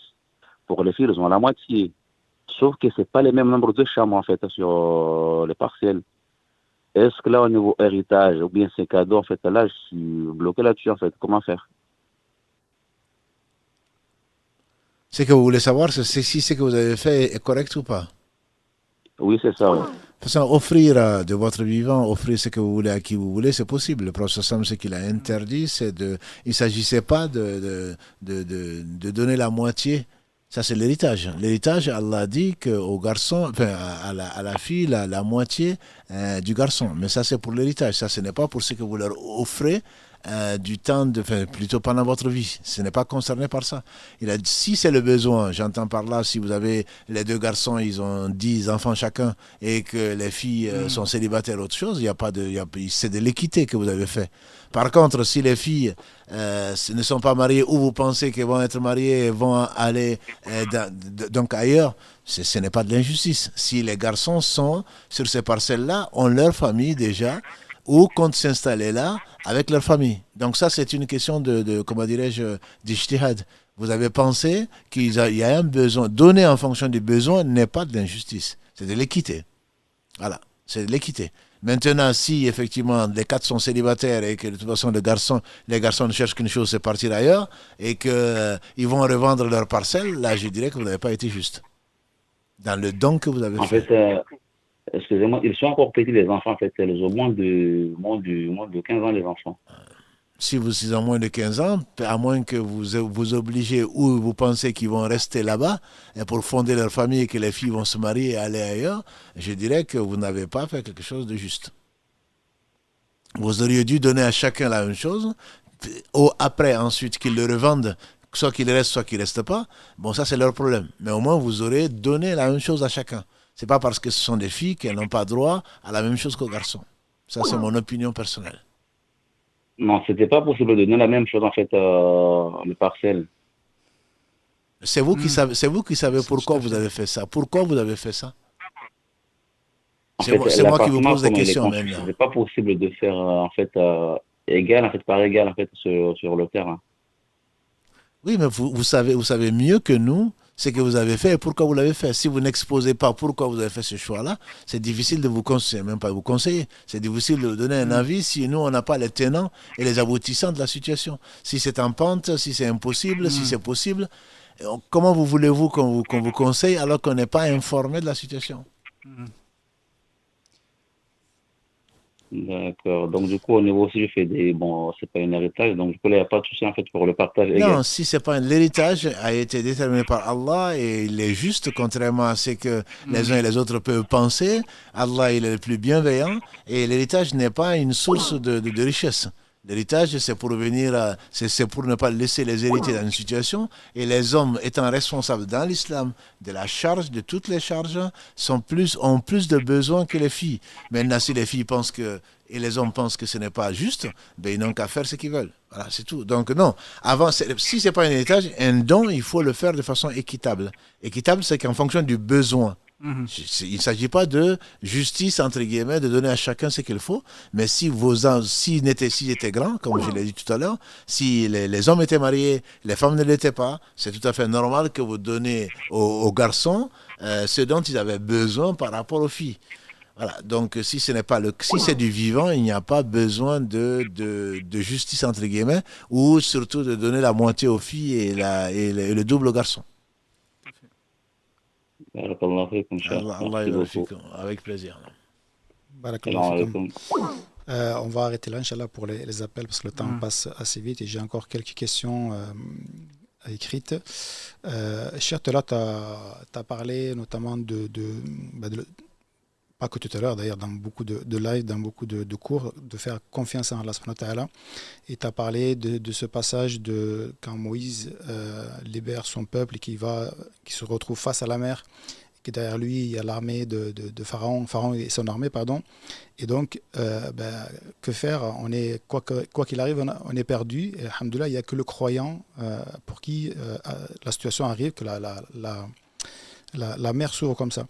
Comment travailler en fait cette confiance? Parce qu'aujourd'hui, justement, on voit beaucoup de coaching à tout genre, des débats sur toutes les formations, etc., sur la confiance en soi, pour y arriver, pour décrocher ce qu'on a envie de décrocher, etc.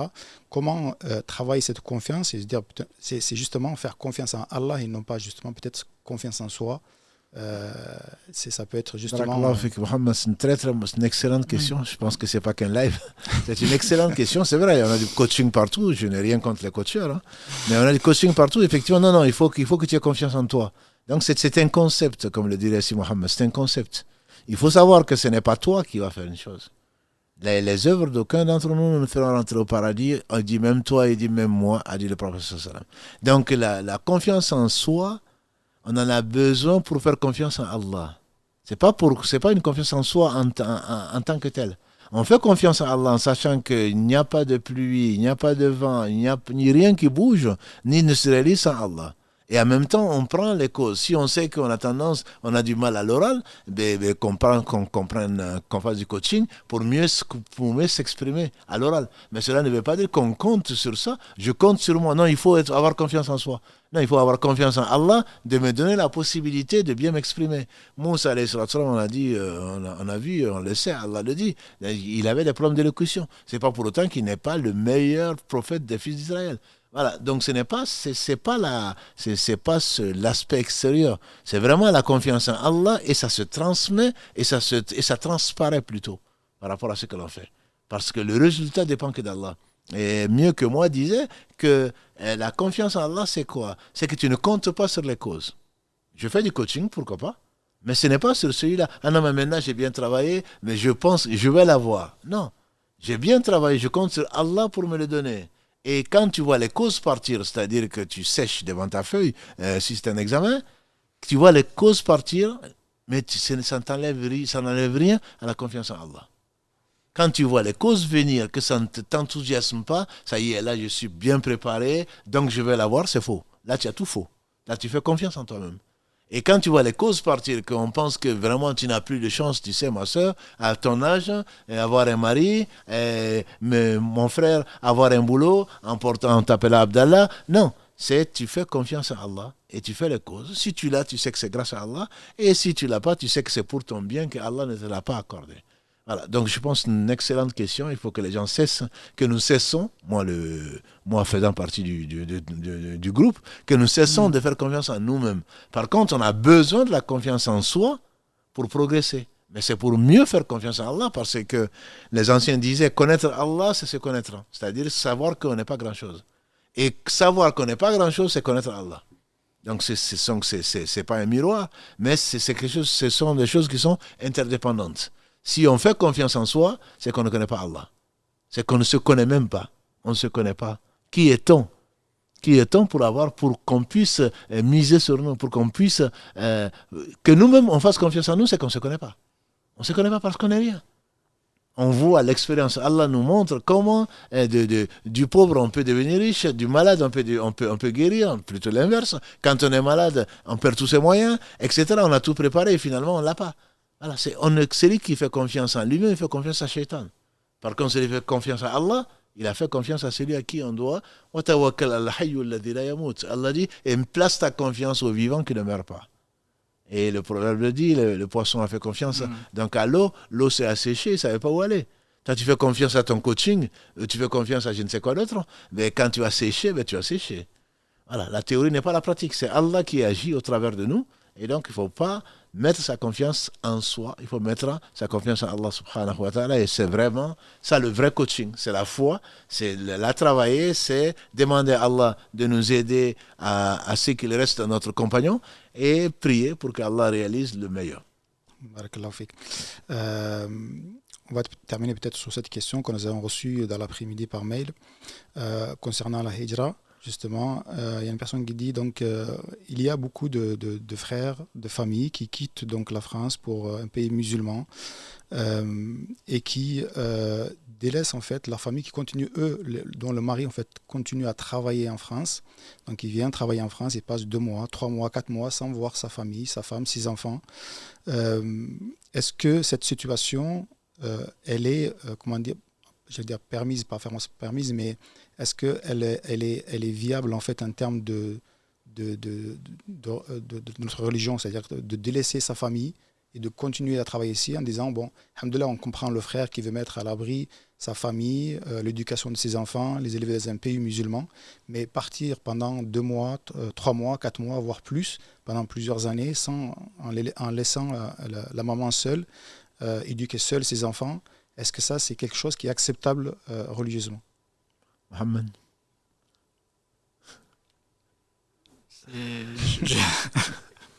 Tu vas me dire que tu n'as pas compris la question. Si, je l'ai lu déjà. Alhamdoulilah. Non, à ses frères, qu'Allah leur accorde le meilleur, à ses sœurs, je pense qu'il faut être réaliste. C'est que la hijra, comme l'a dit ici Mohamed, c'est un concept. Ce n'est pas un but en soi. C'est pas l'endroit où on va. On pense protéger sa famille. Si ta femme a besoin de toi, et c'est le but du couple, si tes enfants ont besoin de père et de mère, c'est le but de l'éducation et tu seras tenu responsable. L'éducation n'est pas que leur apporter à manger et à boire. Je peux comprendre une sécurité qu'on a plus de facilité dans un pays autre que dans les pays d'Afrique ou d'ailleurs, mais le but, est-ce que c'est celui-là? C'est le matériel. Combien de gens se sont révoltés contre leur époux, contre leur père, parce qu'ils ont tout donné sauf justement l'amour. Ils ont tout donné sauf la présence. Donc, est-ce que c'est permis ou pas?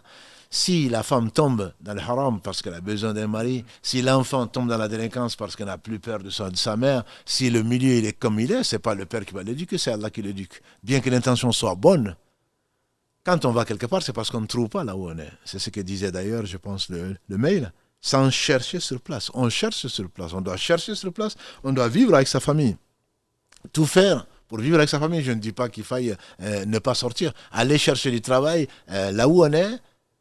Autour de là où on est, et donc en cercle concentrique, c'est si on ne trouve pas de travail qu'on doit s'expatrier, entre guillemets, pour aller chercher de quoi subvenir aux besoins de sa famille et revenir dès qu'on peut. Voilà. Il ne s'agit pas de s'installer dans un endroit parce qu'on gagne bien sa vie, alors si c'est le cas, on n'a qu'à ramener sa famille.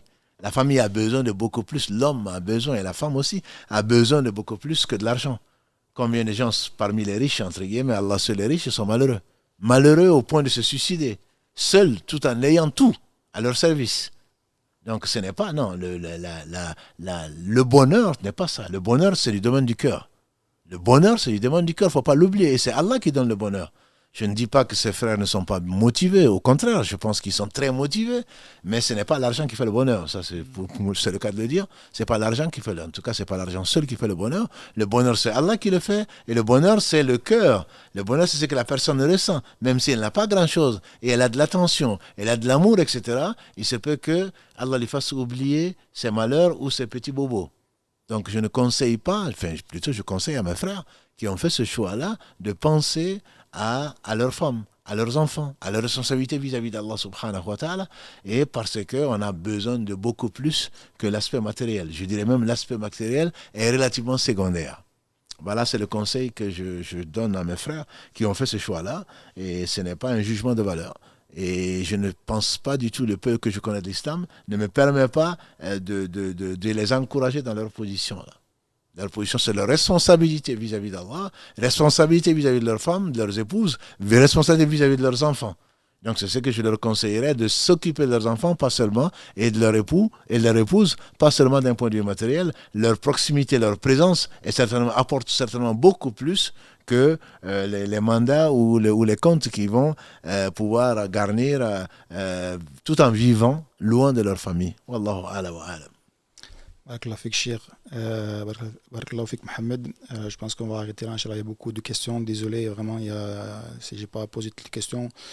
Il y a des questions aussi qui reviennent souvent sur des sujets qu'on a déjà traités. Donc, je ne peux que vous inviter à vous rendre sur notre chaîne YouTube, notamment sur la question, à moins que Cher, tu veux répondre très rapidement à une personne qui dit, voilà, je connais une personne qui arrête souvent ses prières, soit parce qu'elle est déprimée, soit parce qu'elle manque d'énergie. Que faire avec cette personne? Est-ce qu'il faut lui faire une ruqya? Est-ce qu'il faut continuer à invoquer Allah pour elle? Je pense qu'on a déjà traité ces questions-là à plusieurs reprises. C'est sûr, elle coupe le lien avec Allah et ensuite elle veut être branchée. Non, elle veut ne pas être déprimée. Non. Booster le prophète sallam, quelles que soient ses conditions, surtout quand il était le plus stressé, il s'occupait le plus de sa famille, ça, je parle de la Oumma, de toute une communauté. Là, quand il arrive une nouvelle, il n'y a pas de mauvaise nouvelle, une nouvelle donc, qui était oppressante, une nouvelle qui était grave, il s'adonnait à la prière. Donc quand on inverse les choses, bien entendu que ce n'est pas le ruqya qu'il faut.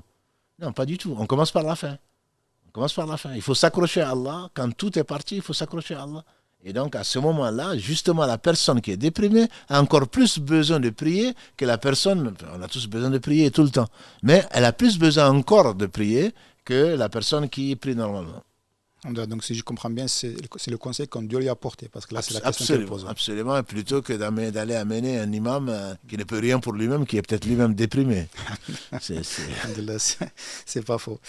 En tout cas, barakallahu fikoum à tous et à toutes. Vraiment, ce soir, alhamdoulilah, on a dépassé des records, alhamdoulilah. Et je vous invite, Inch'Allah, à clôturer. Et puis, j'invite nos frères et nos sœurs à vous rendre sur nos différents réseaux sociaux pour retrouver les vidéos, les lives et prendre le temps de les écouter plutôt que peut-être de suivre des séries à la télé. Barakallahu fik Mohamed. Jazakumullah khairan wa barakallahu fik Karim. Qu'Allah te récompense par le meilleur cheikh pour ces belles paroles, qu'Allah subhanahu wa ta'ala les fasse compter dans ta balance de bienfaits et qu'Allah subhanahu wa ta'ala nous pardonne et nous accorde la science utile. Amen. سبحانك اللهم وبحمدك أشهد أن لا إله إلا أنت أستغفرك وأتوب إليك سبحان ربك رب العزة عما يصفون وسلام على المرسلين والحمد لله رب العالمين